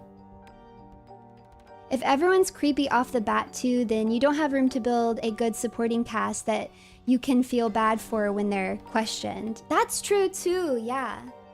That's very true. Because it is a fun experience when you like a character and then you're like, wait, are they not who I think they are? Because there is this like tinge of like, oh, but if they are, and I'm suspecting them, like you would hurt them so badly. And I think you definitely get that in parasocial, because with your friend, when you're trying to choose if you can trust her or not, even when you've seen evidence that kind of points against her, right? It's kind of like, but she's been so nice and I thought I could rely on her, you know? It feels kind of bad to doubt her. So I like that aspect too. But yeah, basically with this one, I just think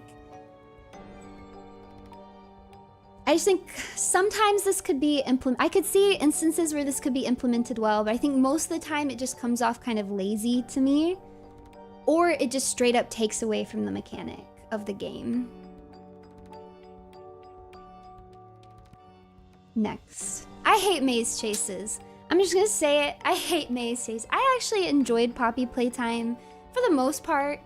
I'm not like a Poppy playtime hater, but I don't like maze chases. And I, in particular, don't like a maze chase when there's really no way for you to have figured out which way to go. Is it because you're not good at it or because it's bad? It's because it's not fun to me. Like, in my experience, okay, so it's a maze chase. Yeah, it's trial and error, exactly. I don't like the trial and error aspect of it. So, okay, it's chasing you, and then you turn left, and then you turn right, and then you jump down this thing, and then it gets you. So you're like, okay, next time I'll, you know, turn right, and then I'll turn left, and then instead of jumping down, I'll go up, and then, it, you know, you turn left again, and then it gets you. So then you do all of that again, but you go right this time. It's just like, you just do it over and over again, and it's kind of just like memorizing where to go. What about an obstacle chase versus a maze? I do think that there is a way for you to make this kind of sequence fun, and that's if there actually is a way to figure out how to go.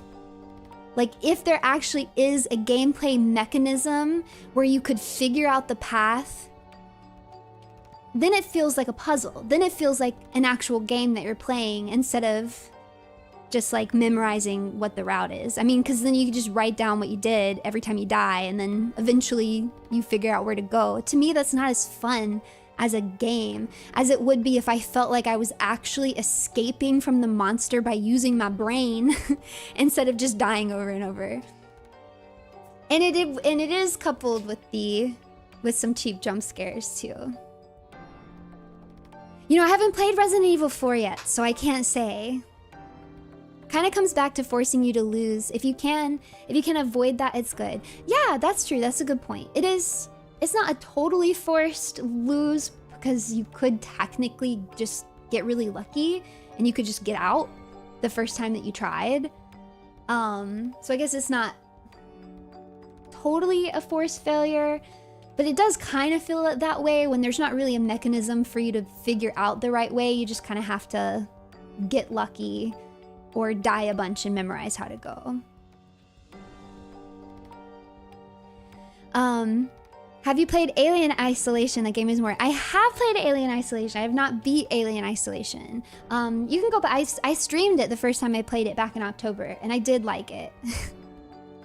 I didn't get too far into it though. It's so slow. It's such a long game, which I'm not faulting against it at all. I don't mind a slow burn, but because I only streamed it, I think the one time, I didn't actually get that far into the game. I think I basically got to where the alien is chasing you, and then I had to end the stream. And I haven't streamed it again since then. She played it twice because the alien kept her up. Oh, that's right, I did play it twice. You're right, I played it twice. I got to the alien. Yeah, that's right, it took 2 streams of it just to get to the alien. Again, I'm not really faulting it for that, because I didn't really feel annoyed that it was slower going. It felt very purposeful, and it's reminiscent of the movie. It's something that I like of the movie. It's a slow burn, so I didn't really mind it. Wow. But it does make it a little hard to stream. You had a problem with the sneaking part. It was taking me a while to learn the sneaking part. Yeah. Because I wasn't sure what mechanics would work. Like, you can't just, like, duck behind a couch in that game. They can still see you if you duck behind a couch. It's gotta be much taller than a couch. But, you know, you just... How else am I supposed to learn that? Just gotta try it and die and then start over. The real horror is the game design. Truly it can be. Truly, truly. Are we ready for the last one? You guys ready for number 10?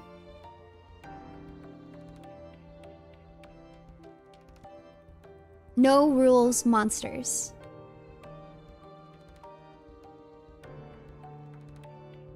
I don't like a no rules monster.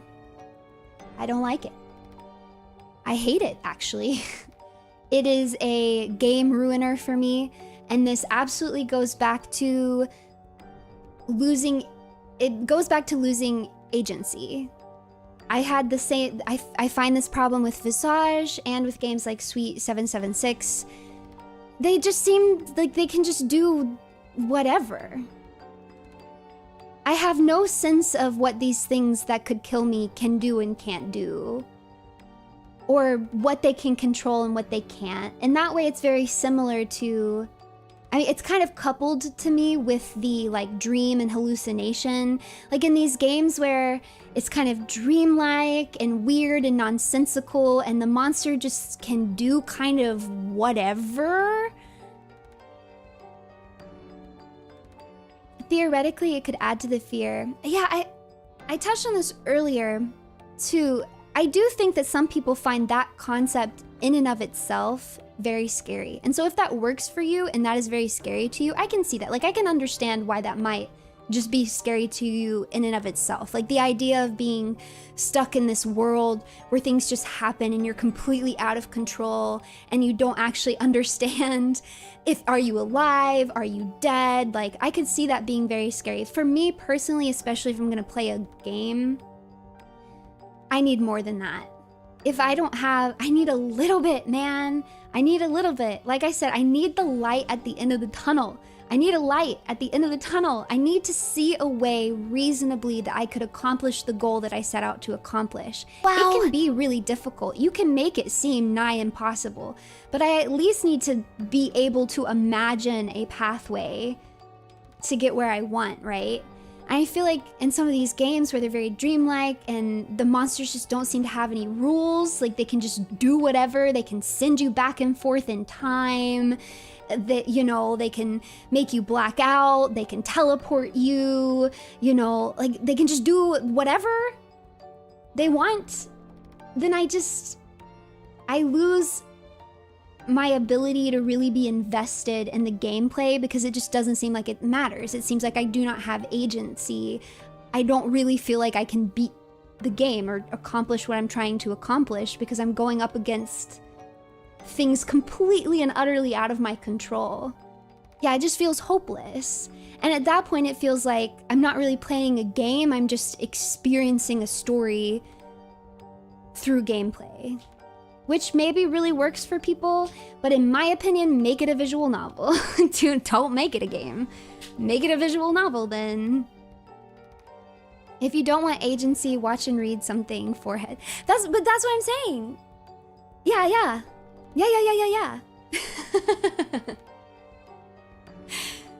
Yeah, then it becomes whether or not you're doing what the devs wanted you to do.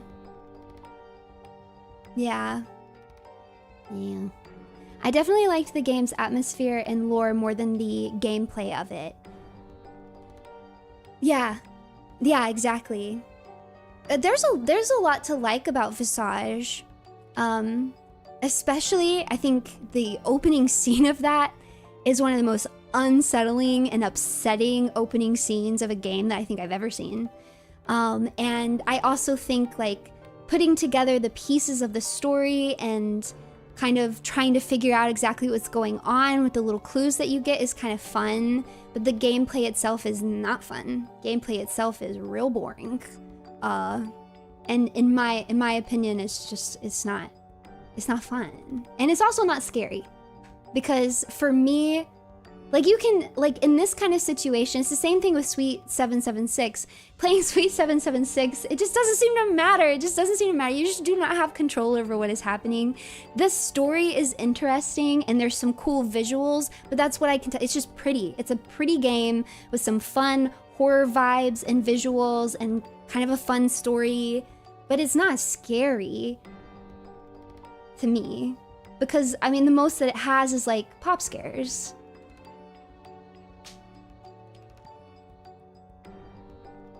That's all I can say. How can choices matter if we don't have free will, though? Runie, answer me that. Wait. I think you agree with me. Hold on. That's what I'm saying, is if you're playing a game where it doesn't feel like anything you do matters, then it doesn't feel like you have free will. It doesn't feel like your choices matter. And that's not fun to me. I want to feel like my choices matter in the game. I want to feel like there is something that I can actively do to escape or defeat the monster or solve the mystery. And when it's just too nonsensical and dreamlike, and the monster just doesn't have any concrete rules, then I don't have that anymore. Okay, but we're lunatics, so you don't have free will to start up. Oh, is that what you were getting at? It's okay, you can live vicariously through my free will. Isn't that fun? Funny thing is, even cosmic entities have rules too. Yeah, I mean, I really think that. I mean, you can come up with a really scary monster, but if there's no way to defeat it, then it almost stops being scary to me. This goes beyond just horror games too. I think that horror movies do this sometimes as well. I don't like when I'm watching a horror movie and the ghost can just do whatever it wants. The Nun is like this. The Nun movies are so bad. They're so bad because the Nun is just running around doing whatever the hell she wants. She literally like buried a man alive in a coffin by like blinking her eyes. Why can she do that? But then later they can stop her doing silly things. So I'm like, what are the rules here? I can't get invested because it's just stupid. It's just so stupid. I do not like that. I know that this is going to be a hot take for some people, but that is actually part of the reason that I really like It Follows. One of the things that I think is so fun about It Follows is how that movie's monster sticks with you, because it forces you to think, if I had a monster like that following me, what would I do? And the fact that it has very established rules, you know how this monster works, and the fact that it, like, you could reasonably escape it, makes it so much better of a monster to me, because you think about it. Like, after I watched that movie, I spent so much time, sometimes I still do when I get the bug, I spend so much time thinking, if a ghost like that, if a spirit entity was following me like that and those were the rules, how would I escape? How would I structure my life? What could I do to survive? And that's really fun to me. It's scary, it's creepy, it's fun. And I like how it sticks with you. Whereas when you watch a movie where the monster in it they just do whatever they want, that's not as scary, because then you just watch it and you're like, well, if that was me in that situation, I mean, I don't know, I guess I just would have died. Like, I don't know, she would have blinked at me and I would have been buried alive. I guess I'd hope someone come and unbury me. Like, what could I have done? I don't know. Like, it's just not as scary to me. As long as the monster is actually bound by the rules, it's one of my favorite kinds of horror, yes. You gotta give the monster rules, man. It's gotta have rules. With SCPs, discovering the rules is the fun part. Yeah, oh, that's actually a really good example, because I think people who make write the SCPs usually do a really good job of establishing abilities and limitations. And I think that's very fun. I like that aspect of it. For sure. And yeah, it can even be like, that could be part of your movie, is figuring out the limitations of the monster that's stalking you. That can be a really fun part of the story. I think it works fine in books and media. It is another good, basically omnipotent monster. Yeah. Well, okay, here's what I'll say about it.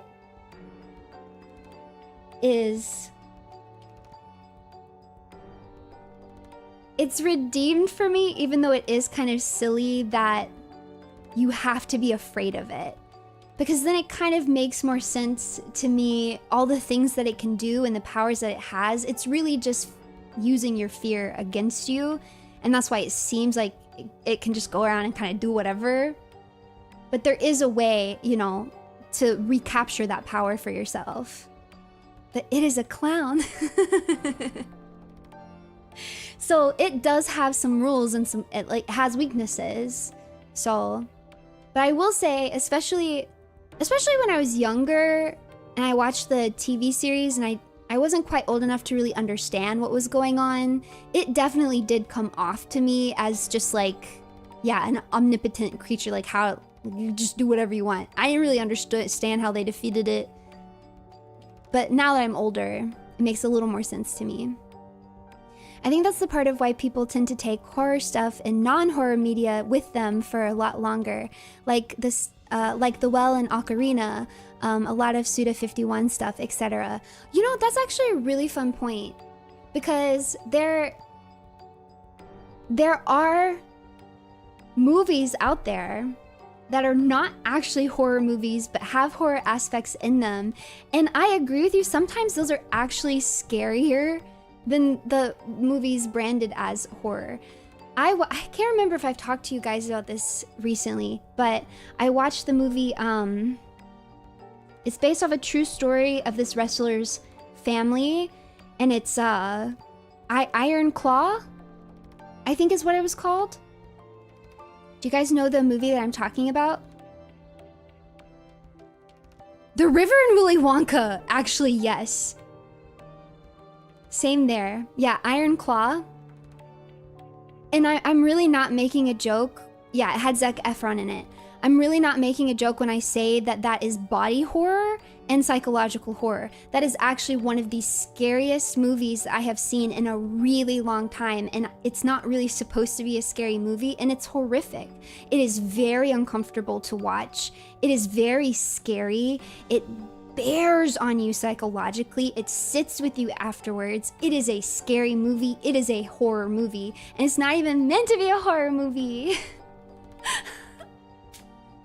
And yeah, it actually destroyed me. It made me cry so much. It was very, very, very, very unpleasant.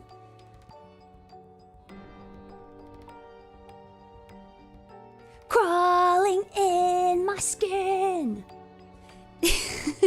These wounds, they will not heal. If you want to go watch it, do. I would maybe... I mean, the acting is good. I thought, oh my gosh, I thought Zac Efron did a phenomenal job. I really liked him in the movie. I mean, there was a lot about it that was really well done, but it is a tough watch. I'm surprised that I survived it, to be honest. And it really did leave me feeling very, very, very upset. So, I would, you know, watch it if you think you can handle it. If I had known it was going to be like that, I wouldn't have watched it. But I went into it kind of blind. So I didn't know.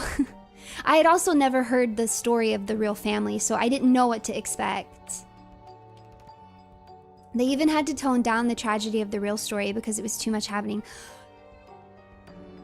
How is that even possible? Literally, how is that even possible? That movie is terrible. Not a terrible movie, but it's just, it hurts. It hurts me. I mean, I'm very sensitive, so do take what I say with a grain of salt. Maybe it affected me a lot more than it would other people. But for me, that was dang hard watch. And I would categorize it as a horror movie. Videodrome, the most prophetic body horror. You know, I've actually not seen that. Videodrome? Small tangent, but the Von Erich family is one of the most dark tales of, let alone wrestling, but human history ever. The Iron Claw did a great job telling it. Okay, so maybe it's really not just me. Up is not a horror movie. Up is very sad, but just being sad doesn't make it a horror movie. I say that Iron Claw is a horror movie, not because it's sad, it's because of the pacing, the way they tell the story, the shots, the scenes. There's so many moments where it is just building tension and dread and misery. I mean, it is a tough watch. That's why I say it's horror. Boss Baby was horrifying. Get out of here. Get out of here. Get out of here. The Runetic sound alert always startles you. I can always turn it down a little bit if you guys wanted. Yeah, I could turn it down. If you want me to. I think turn it up, make it louder? Is that what you want? Okay, before I wrap this stream up, I have a proposal.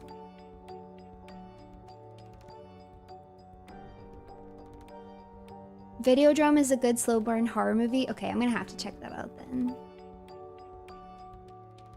I have a proposal. The answer is yes. You gotta hear what I have to say first.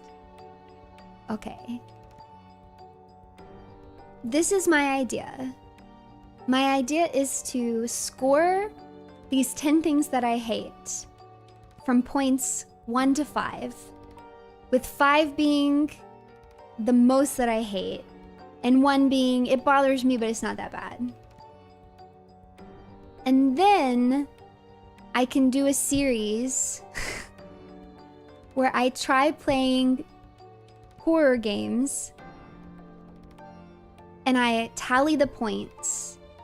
And once it gets to a certain point level, let's say if it gets to 50 points or 25 points, I immediately trash the game. I stop playing. So I play it until it gets to a certain point level and then I stop playing it. I think it's a little bit hater, isn't it? It's a little bit hater, but I think it could be fun. Can the points also mean drinks? Wow, I think that'd be a lot. I guess sips of your drink maybe, yeah? The Runie rubric for horror games. And I just want to reiterate that this would not be like to judge whether the horror game is good or not, full stop. It would be to judge whether it's a horror game that I personally like and think is worth playing. So this, again, would be very subjective. Because I wouldn't want to do it and then like stop playing a game and then someone who really likes the game think that I think it's objectively a bad game and they have bad taste. I'm not out here trying to say anybody has bad taste. This would just be for me and my hater little brain. I think it'd just be fun to see how long some games would last. Because I think some games would not last very long. Works best if it's flexible, because I'd love if you could just drop it when you don't like it. Even if it doesn't hit points. I guess that's true. Well, I am the ruser. I can just start adding points. I can just add rules whenever I want, right?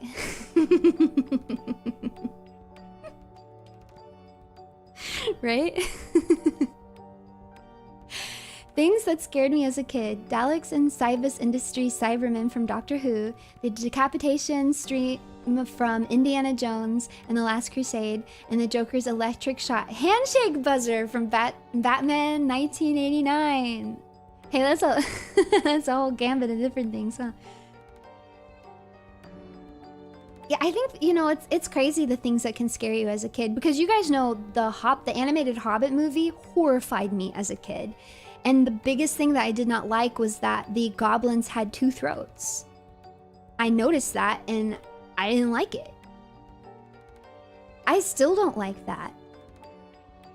I don't like it's scary. I'm not about that.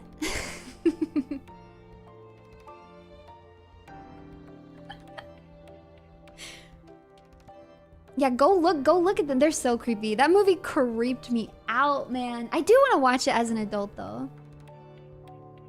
I was terrified of a Dr. Seuss story about how you shouldn't be afraid of things you don't understand. Iconic.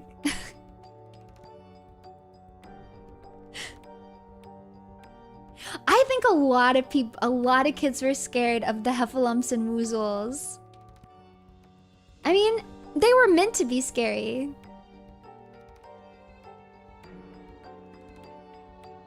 The flying monkeys and the Wizard of Oz, I know that scared a lot of people.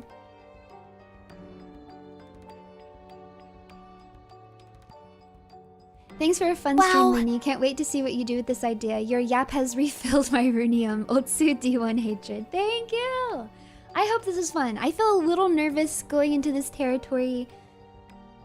Because I do, in general, like to keep things a little more positive. But also, like I said, you guys are my captive audience, and I had so many... Clearly, I had a lot of thoughts, and I needed to tell somebody. So it was you. Aren't you lucky, Runatics? Don't you feel so lucky?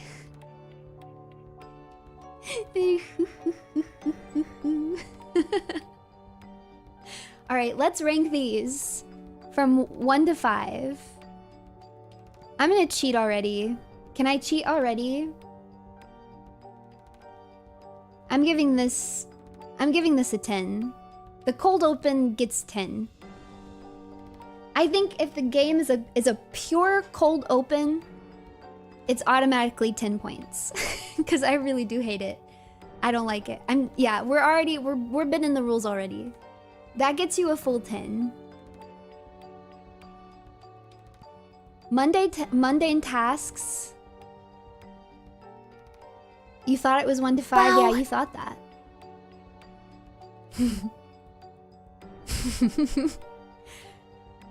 But cold open is a 10. Captivated by will or not. You're all willing. You're all willing. Mundane tasks. I complained about them a lot, but they really don't bother me all that much. This is what I'm gonna say. This is what I'm gonna do. I'm gonna say 2 per. So that means every time I have to complete a mundane task, it gets 2 points. And then another 2 points for the next one. And then another 2 points for the next one. And another 2 points for the next one. So this one will accumulate. So it will build. But like if I only have to do it once, it's just gonna be 2 points. It's really not that big of a deal. Your take on no, I'm not a human had me screaming, sobbing, and booping myself 10 out of 10. But I liked the game though! I will play it when it comes out. 100% I will play that game. My interest is piqued, and there was a part of that game that I really liked. It could build up fast depending on the game. It absolutely could build up fast. It's kind of the book definition of something that bothers you, but not that much. Yeah. It bothers me, but it's not the end of the world. It's really not the end of the world. I hate it on a lot, but... yeah, it's kind of a funny one to be mad about. And for that matter, I'll do the same thing. Wait, how many down is that? 1, 2, 3, 4, 5. This one? I'll just do 1 point. For the stupid Steam achievements, you get 1 point per. Every time I get one that I think is stupid, you get docked a single, but just 1 point, so it can accumulate. It's really not that big of a deal, but I gotta do something about it. I can't let it slide. It can't slide. I can't look the other way. I'm too petty. I'm too petty. All right. Dreams and hallucinations. Ooh. Do not like this. This one's kind of hard because it's so strongly connected with the no rules monster that I feel like if I'm gonna dock it for dream hallucination sequence, I'm probably gonna dock it for no rules monster too. I guess not always though, but probably most of the time. They're way worse than mundane tasks. I don't know if I hate it quite as much as I hate a cold open.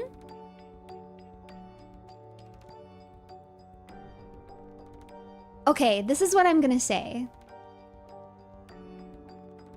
How do I put this in here? So this one is going to be, oh sorry, oh I'm on the wrong one. This one is going to be a 3.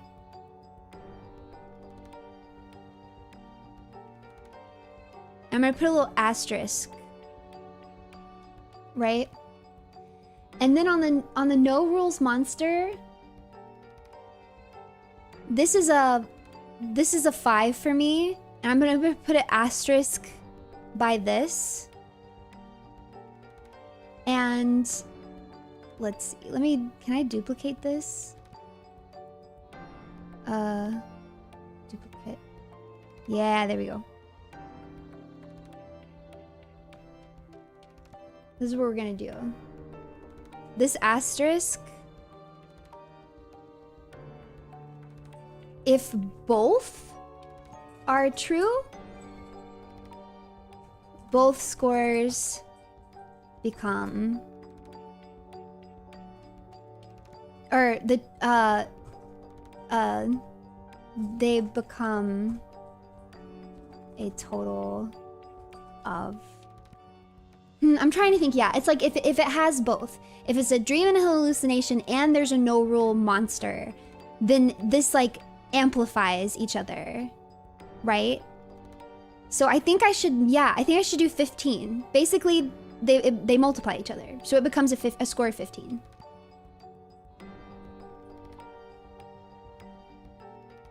Or wait, did I do that math wrong? Yeah, no, I didn't. That's right.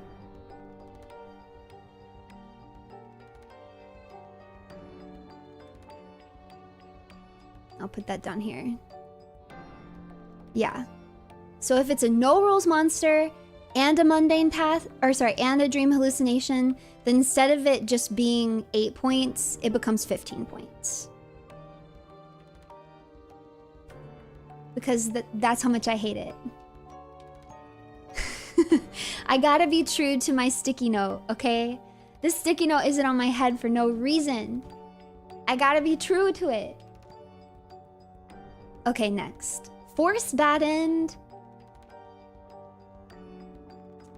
I don't like this. It's not the end of the world either. I'm gonna give this a 3. I really don't like it, but it's not the end of the world. She's quantifying hate. Wow, I'm starting to think that this is a very Runie thing to do.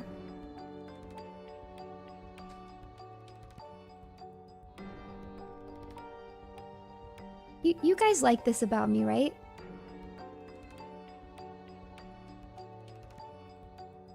You like this about me, right?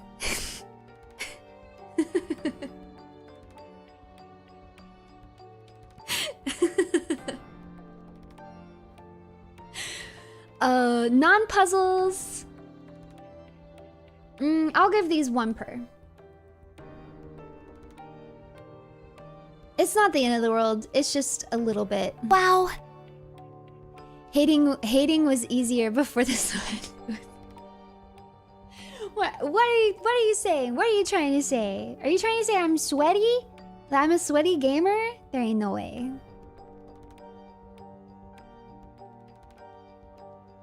Professional. I mean, if I'm gonna do something, I'm gonna do it professionally, right? What's the point of it otherwise? What's the point of doing it all if you can't do it professionally? The cheap pop scares. I want to give this a lower score, but it really does tick me off. this one 2 times. You think I should make it 4? If I do 4 times, then I'll probably be a little lenient on how mean I am about it. Oh, I guess I could meet in the middle and say 3. Runie, I love your PowerPoints and rankings. It lets me know that I'm not alone in my hyperfixations on nitpicking stuff to death. Me? Nitpicking something to death? Very likely. Give it a score that goes up every time. Wait, actually that's so genius. Hold on. Wait, how do I write that? This is what I'll do. It'll be 1, then 2, then 3, etc. So this is cruel. This is cruel. So more than being cumulative, it gets incremental. Oh yeah, I should have said 1 plus n. That would have been a way better way to write it. You know what? Whatever, it's fine. It's fine. 1 plus n. It's fine. But yeah, the first time it's 1 point. Second time is 2 points. Third time it's 3 points. Yeah. Let me fix it. That's way easier to understand. There you go.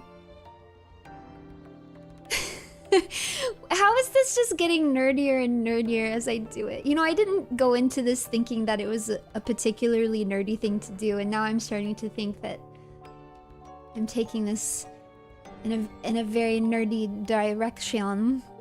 But it satisfies this little part of my brain. Okay, if everybody's creepy, I don't like it, it's really not the end of the world. I'm gonna give this a 2. It's not my favorite thing in the world. It's not the end of the world. It's fine. Whatever. I'll give it a 2. You feel at home? Welcome home. Maze chases. Maze chases are more tedious, so I'm gonna give that. I'm actually gonna give that a 4. I really don't like playing them. It is very tedious for me. So I'm gonna give that a 4. Alright, so these are our scores. So I guess my question now is, what is our tolerance level here?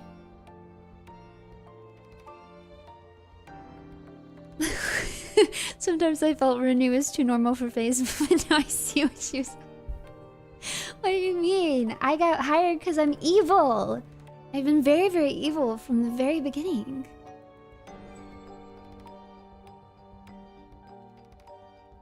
I was thinking... Yeah, the threshold before we end the game. I was thinking 50. But does that seem too much? Should it be... I think 100 is too much. I think most games, especially because they're shorter, like indie games, aren't going to reach 100. You think 50 is too high? Yeah, I guess that's true. You're right. Like, okay, let's do like some math. I wonder if I could run through a game. Okay, let's do a walkthrough. What's a game that I remember the plot of pretty well? And we'll start keeping a score. And we'll see like where that game ends up getting you. Okay, so let's say...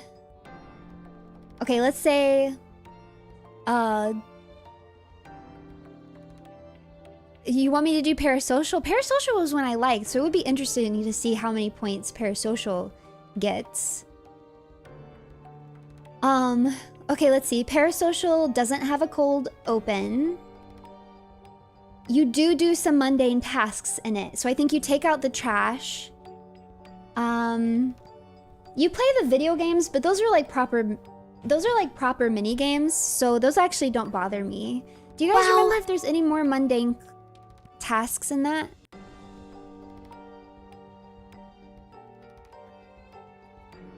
It is not a forced bad end, but it does have a dream sequence, so it's at least at 5 points.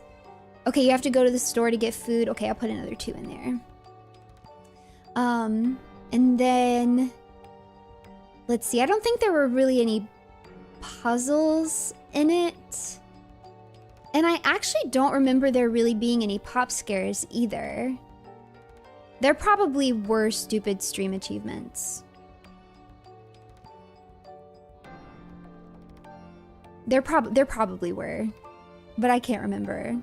The final escape is sort of a puzzle. I wouldn't call that a non-puzzle though, so that's fine. You prefer the term soda scare? Please stop making fun of me. Yeah, I put in the dream sequence. I accounted for that. There was not a maze chase. There's not a no rules monster. And I'm not gonna say that everybody was creepy in it. Based opinions, number 3 and 10 especially, lack of agency, hate. Thank you! I'm glad you agreed, thank you. It makes me feel good that I'm not just crazy. It feels better to be a hater when at least a few people agree with you. Okay, so right now I'm sitting at 7 points. Let's just be liberal here and say there's like 8 stupid Steam achievements, but there's probably less than that. So I see a game like Parasocial that I liked would sit at about 15 points. So let's think of a Fears to Fathom game. So this is a game, these are games that I really do not like. You are crazy and we're just humoring you? No! No! Okay, so let's do the one where you go to that cabin, to the Airbnb with your friend. Okay. It's not a cold open, but you do a bunch of mundane tasks. I don't remember how many you do. You have to like unload the fridge, fishing. You agreeing was all a dream sequence? Stop, shut up, don't do this to me. That's not the kind of horror I like, no. It's been a while. I don't remember what all you do in that game. How many mundane tasks do you do? I know you make a pit stop. You gotta do that. That's also kind of boring.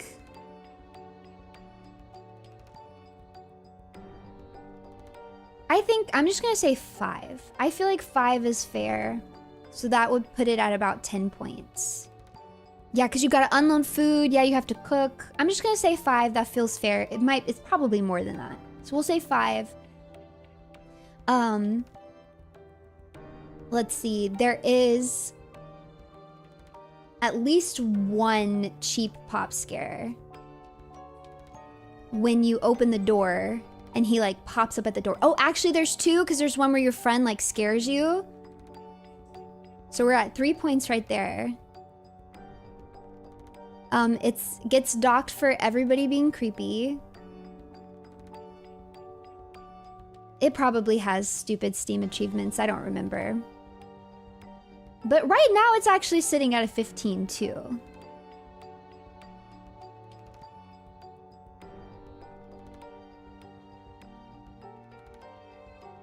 That's true, yeah, sometimes I might end up liking a game anyways.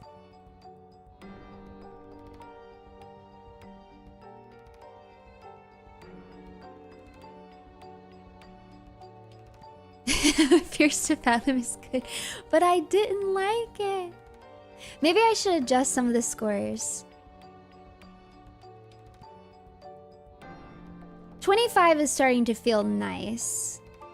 20 or 25? I'm gonna adjust the everybody's creepy score. I feel like it needs to be more. I'm gonna adjust the everybody's creepy score to 3. And you know what I might do with the mundane tasks? I'm gonna change this 2 to also 1 pleasant.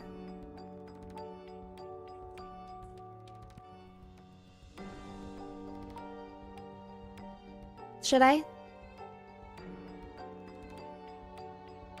Yeah, I'm going to. I think that'll be nice.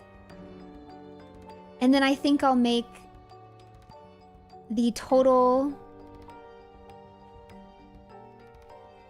Alright, what are we doing here? I drop a game at... We can start with 25 points, and then if I feel like I need to change it later, if I need to lower it, I can. But I think 25 is feeling good to me right now.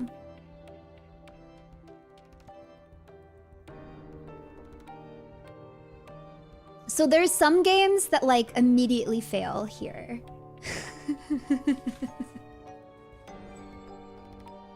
Like Find Yourself pretty much immediately fails. It's a cold open, hallucination, dream type thing, no rules monster, immediate failure. I kind of like that. If it has a cold open, it's gonna be really hard to keep me, which I think is fair. That's how I want it to be. Do you drop it as soon as it hits 25? I think in general, I will drop it if it hits 25. But of course, if I'm ever interested enough to keep playing, then I'll just keep playing it. You know? If I feel like playing it, then I will keep playing it. You're going to do a benchmark test of the score sheet, correct? Curious what that unlucky game will be. Yeah, we gotta come up with a first game to try this on. A game development challenge. Make a good horror game with a cold open. I'm sure it's possible. It's gotta be possible. I mean, if you did a cold open, but you don't do any of these other things, you probably would end up liking it. 25 points with exceptions due to interest. Yeah. In general, I won't be too strict with it. I can definitely see myself, I'm probably gonna change the point system at my discretion at any point in time. So like, for example, if I had been playing freaking The Kidnap, that cheap pop scare, I would not count as 1 point. Even though it's the first one in the game, I believe, it would not count as 1 point. Because it really pissed me off. Really pissed me off. It would have to be at least a 5. Like, no matter what, that's a 5-pointer. So I'll probably do stuff like that. Yeah, and maybe I'll subtract points if there's things I really like. Yeah. I should definitely be able to award negative points if there's things I really like. If they do something particularly clever, if they make me laugh, probably that's the easiest way. I love funny. Easiest way to make me like something is to make it funny. If it makes me laugh, I start forgiving things so fast. The Hate Matrix, or the Hatrix. Yeah, it's the Hatrix.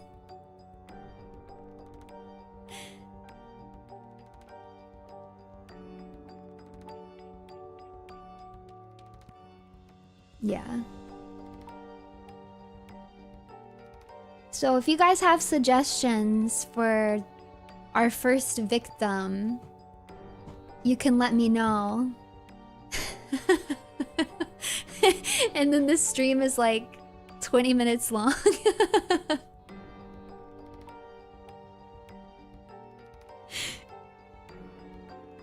The first blood. You! I didn't mean that kind of victim, you fool!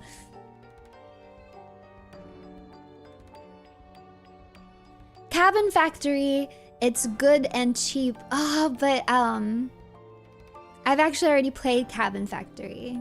That was fun. Thinking about Cabin Factory, not a cold open. You don't have to do mundane tasks.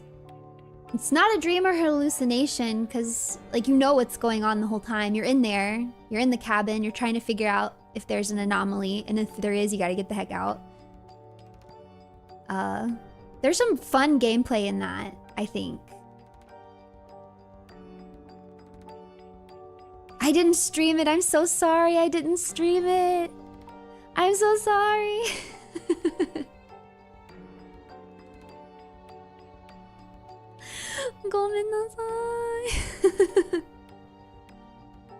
Hi, welcome Raiders.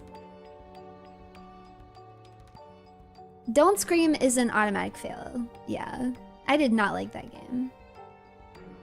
Hello, thank you so much for the raid, Ember. Welcome, welcome Raiders. Hi, Ember. Ember, I hope you ate a really good home-cooked meal today. From the bottom of my heart, I hope you had a well-cooked meal today.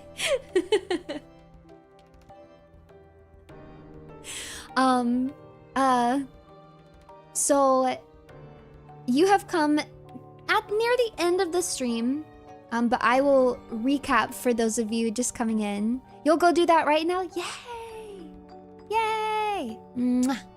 That was for Ember, not for you, so don't get any ideas, okay? That was not for you. That was for Ember. Don't even try it. Coke, Pepsi, or Pop Scares. I hate you. Oh, and I got them back. Those were from me, so don't get any ideas. Those were for me. Both of them. Intercepted, that's what you think. You're delusional. You're delusional. Intercepted. Pfft. Pfft. You think you have that kind of power? You think you have that kind of agility?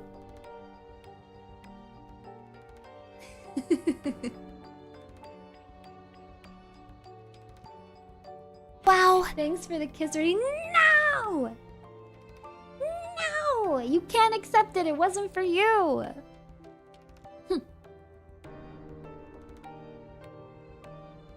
Anyways, today I'm being a D1 hater. So basically I just went through the 10 things that I hate when horror games do them the most.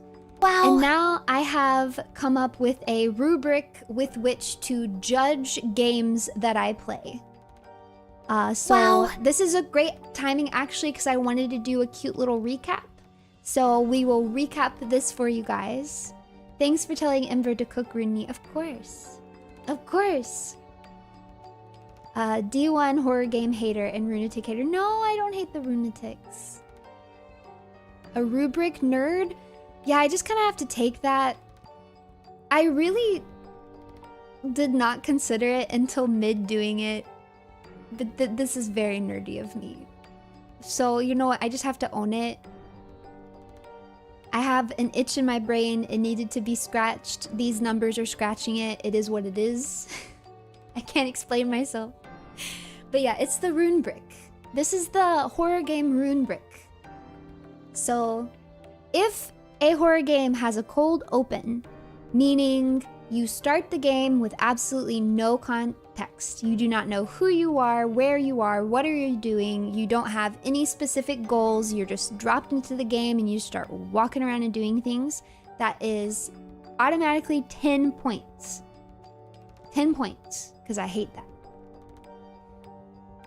The first mundane task I have to do is 1 point.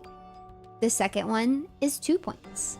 The third one is 3 points, and so on, because I don't like those. I don't like having to do mundane tasks.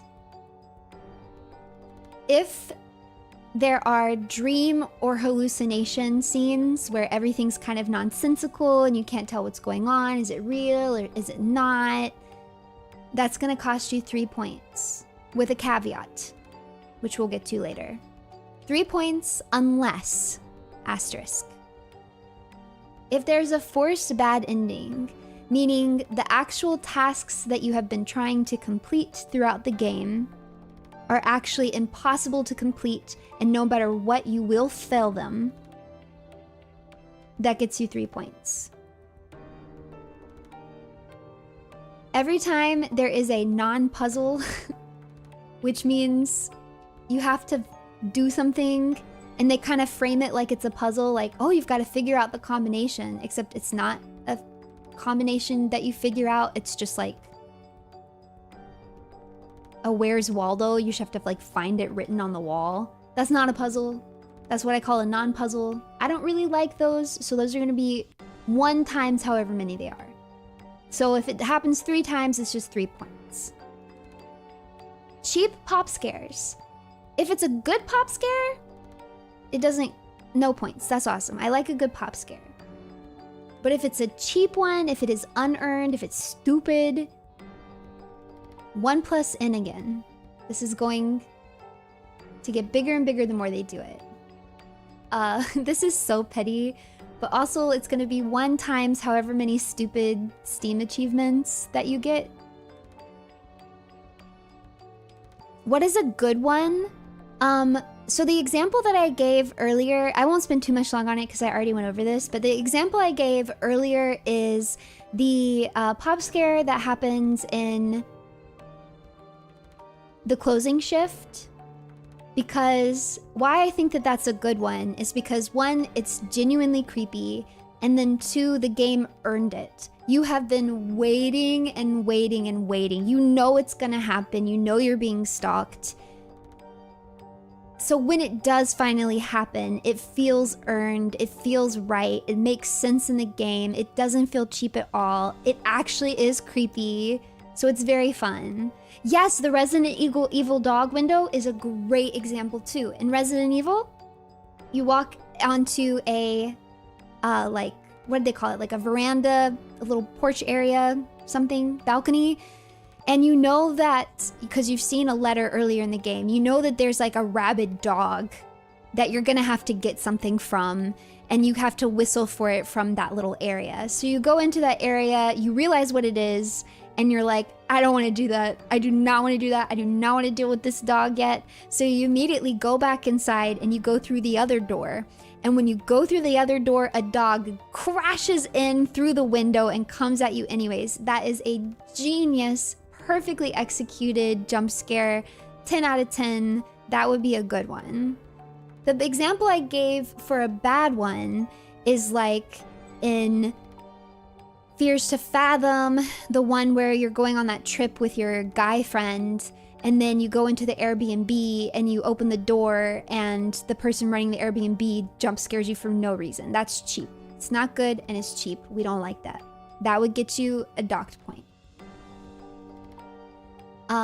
Okay, so 3 points if everybody's creepy. I don't like it when they just make everybody creepy in the game. It feels cheap to me.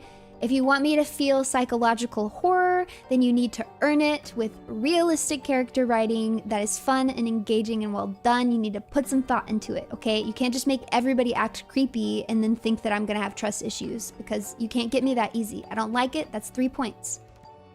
Maze chases? I don't like maze chases. This would be fine if there's a way for you to actually figure out where to go in the maze, then that's fine. But if it is truly just like you just have to get lucky and memorize the route to go and you just keep dying over and over until you memorize which turns to take, that's 4 points. I do not like that. Not fun gameplay. It's boring. I don't like it. And then the last one is a no rules monster. If the enemy, if the monster, be it whatever it is, seemingly can just do whatever the heck it wants, and I don't have any reasonable idea of its weaknesses or its limitations, that gets you a big 5 points with an asterisk. The asterisk being, if the game includes dream sequences and hallucinations where you don't really know what's going on, and then on top of that, there's also a no rules monster, then this becomes 15 points. Instead of those being 8 points, it becomes 15 points. Oh, sorry, my tracking. My tracking got lost for a second there. If I'm playing a game and it gets to 25 points, I drop the game. That's my threshold. If I'm playing a game and it reaches 25 points, it's immediately dropped. Which does mean that if I start a game and it's a cold open in a dreamlike type atmosphere with monsters that don't have any rules, immediate drop. That's an immediately dropped game. I think there's quite a few that I referenced that I think would have. I'm kind of curious now, like, if I go backwards. Hold on. I gotta hide the scoring. How many I would have dropped for that? Visage would get dropped for that. Sweet 776, you actually know what you're doing, so that one would have been fine. Poppy's playtime would have been fine. That one would have been fine. Let me see. Madison, I think Madison gives you enough context. I think both Locked Up and From the Darkness would both be automatic fails. They would both be automatic fails. Yeah. So quite a few. The Fears to Fathom and Chilla's Arts don't have that problem. Wrong Floor definitely would be an automatic fail. Find Yourself would be an automatic fail. Wait, I might have been mixing up Find Yourself with... Oh, you know what? I was. From the Darkness actually wouldn't be an automatic fail because you know what you're doing in From the Darkness. You're going to your grandpa's house. You need to find... You're looking for a photo book. So you at least know what you're doing. So actually that wouldn't have been an automatic fail. I'm trying to remember what happens in Locked Up. What happens in Locked Up again?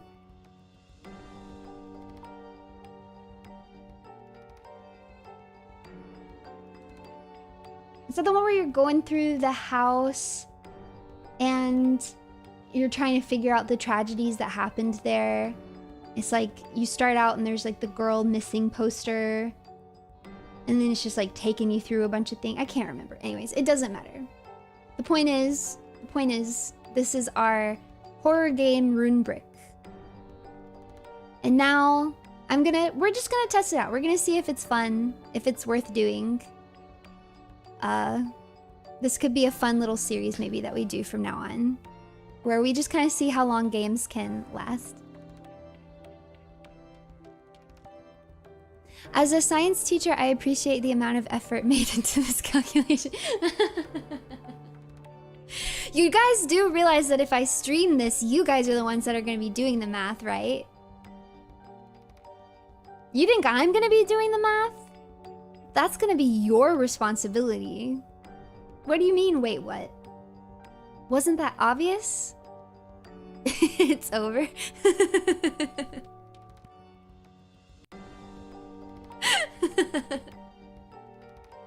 Yeah, just think of it as paperwork. It's Rune over. No, it's not Rune over. You'll be fine. You'll be good. It's good for you. It's good for you. Yeah, you're paper pushers after all.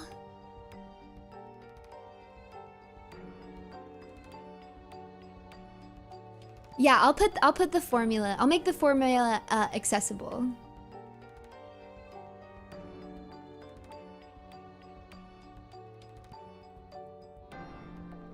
All right. So that is the stream. All right.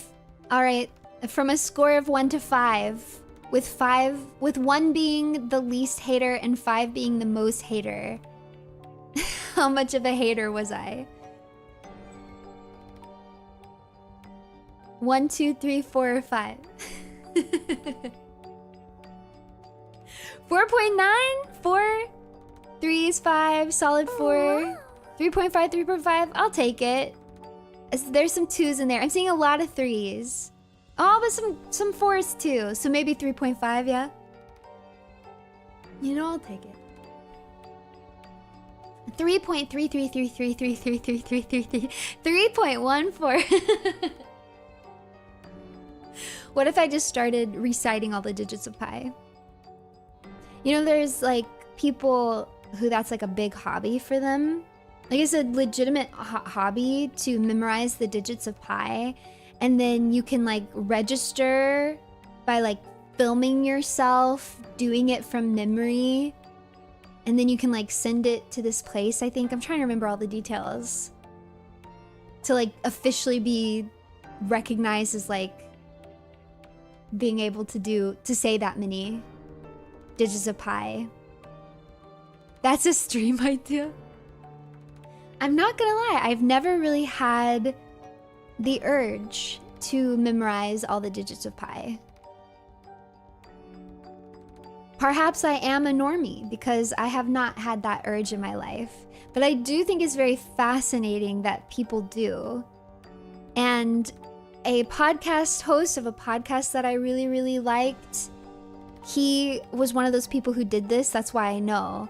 And I did, in fact, listen to a recording of him reciting all of pi from him. Not all of it, obviously, but reciting like a whole bunch of it from memory. I'm interested enough to listen to someone do it. I don't know if I'd want to do it myself. ASMR pi recitation? Okay, actually that could be fun though. If I just whispered it into the ear mic, all the digits of pi.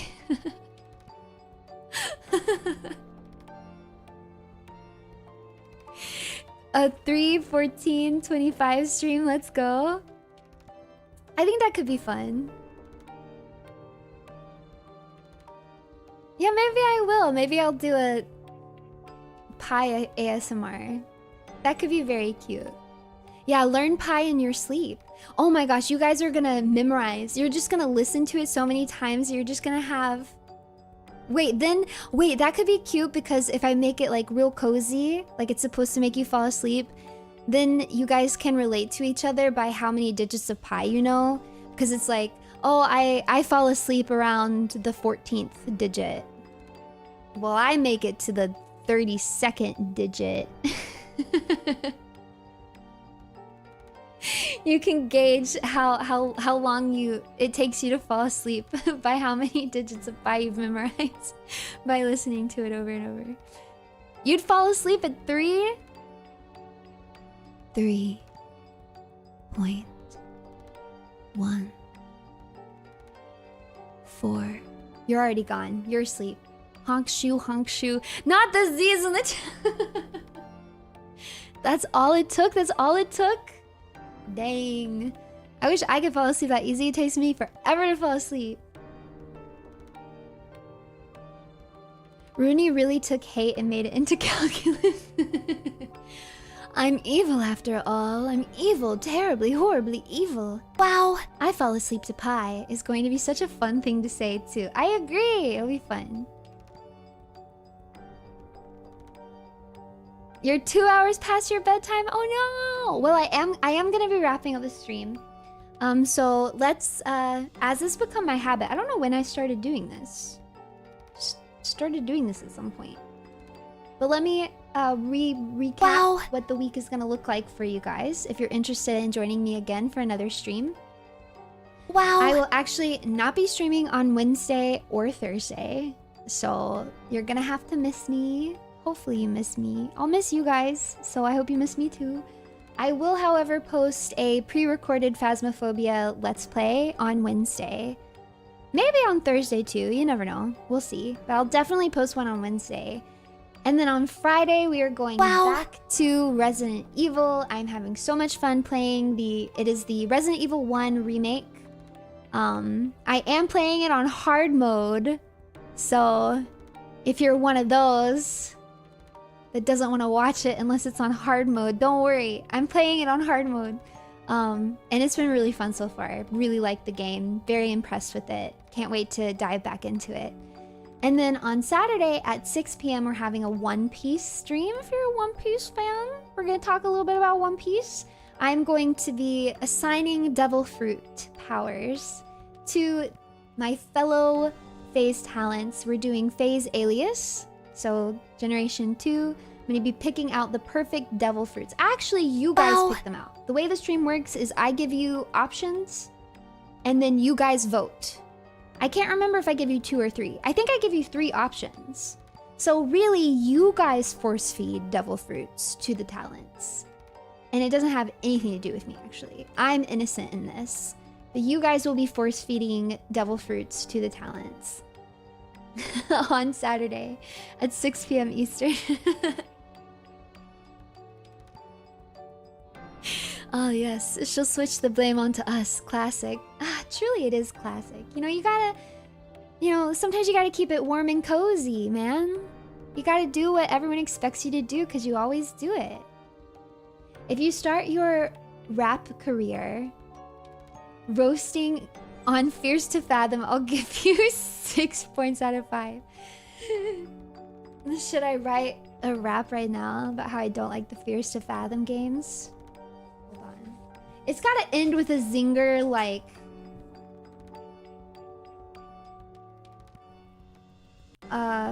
like, and you know those stories, they ain't even true. It's gotta end with a zinger like that. Because you know they're supposed to be real stories. You know what? I'll think about it. I'm gonna think about it and then I'll get back to you. And then you better give me those 6 points. And then also, I can't start this rant right now. I really cannot start this rant right now because it is almost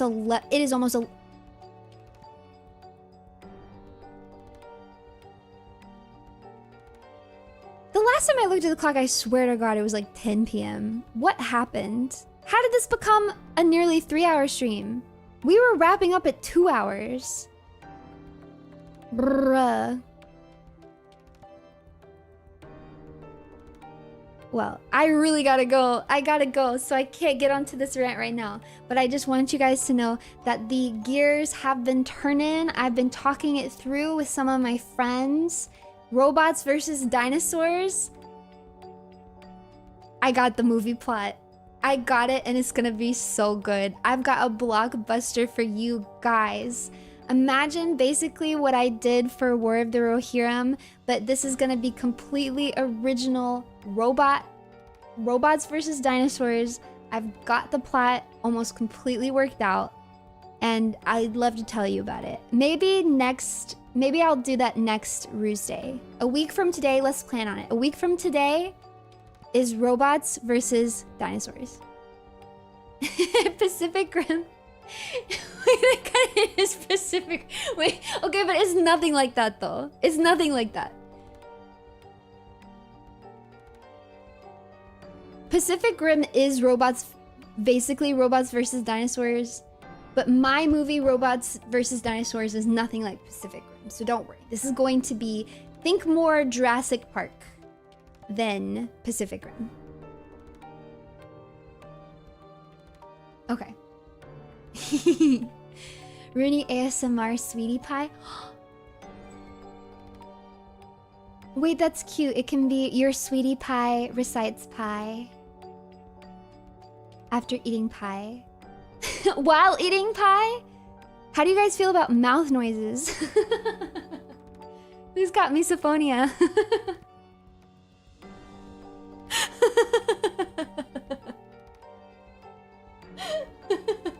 That would be so evil. It'd be so evil. I won't do it. I won't do it to you. I won't do it because I've been recording under my covers or like in a fort and I'm not gonna eat pie in my bedroom. That'd be really gross. Pie is very crumbly and if I got pie crumbles on my carpet or on my bed, I would be very upset. So I will not do it. I won't do it to you. But I am thinking about it. Explaining to my doctor how listening to an anime woman recite pie finally fixed my sleep schedule might get me put in a mental institution. Worth it. No, I bet your doctor would be like, son, whatever it takes. I just decided that's what your doctor sounds like. He's gonna put his hand on your shoulder, give it a tender little squeeze, and say, son, whatever it takes. Yeah. And he has a bushy white mustache. I've decided that in my head.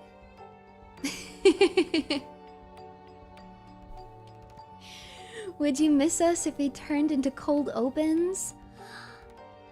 Yes. Please don't, I have misophonia.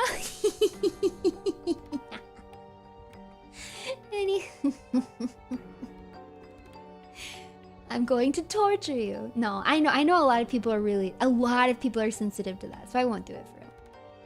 And then some people really like it.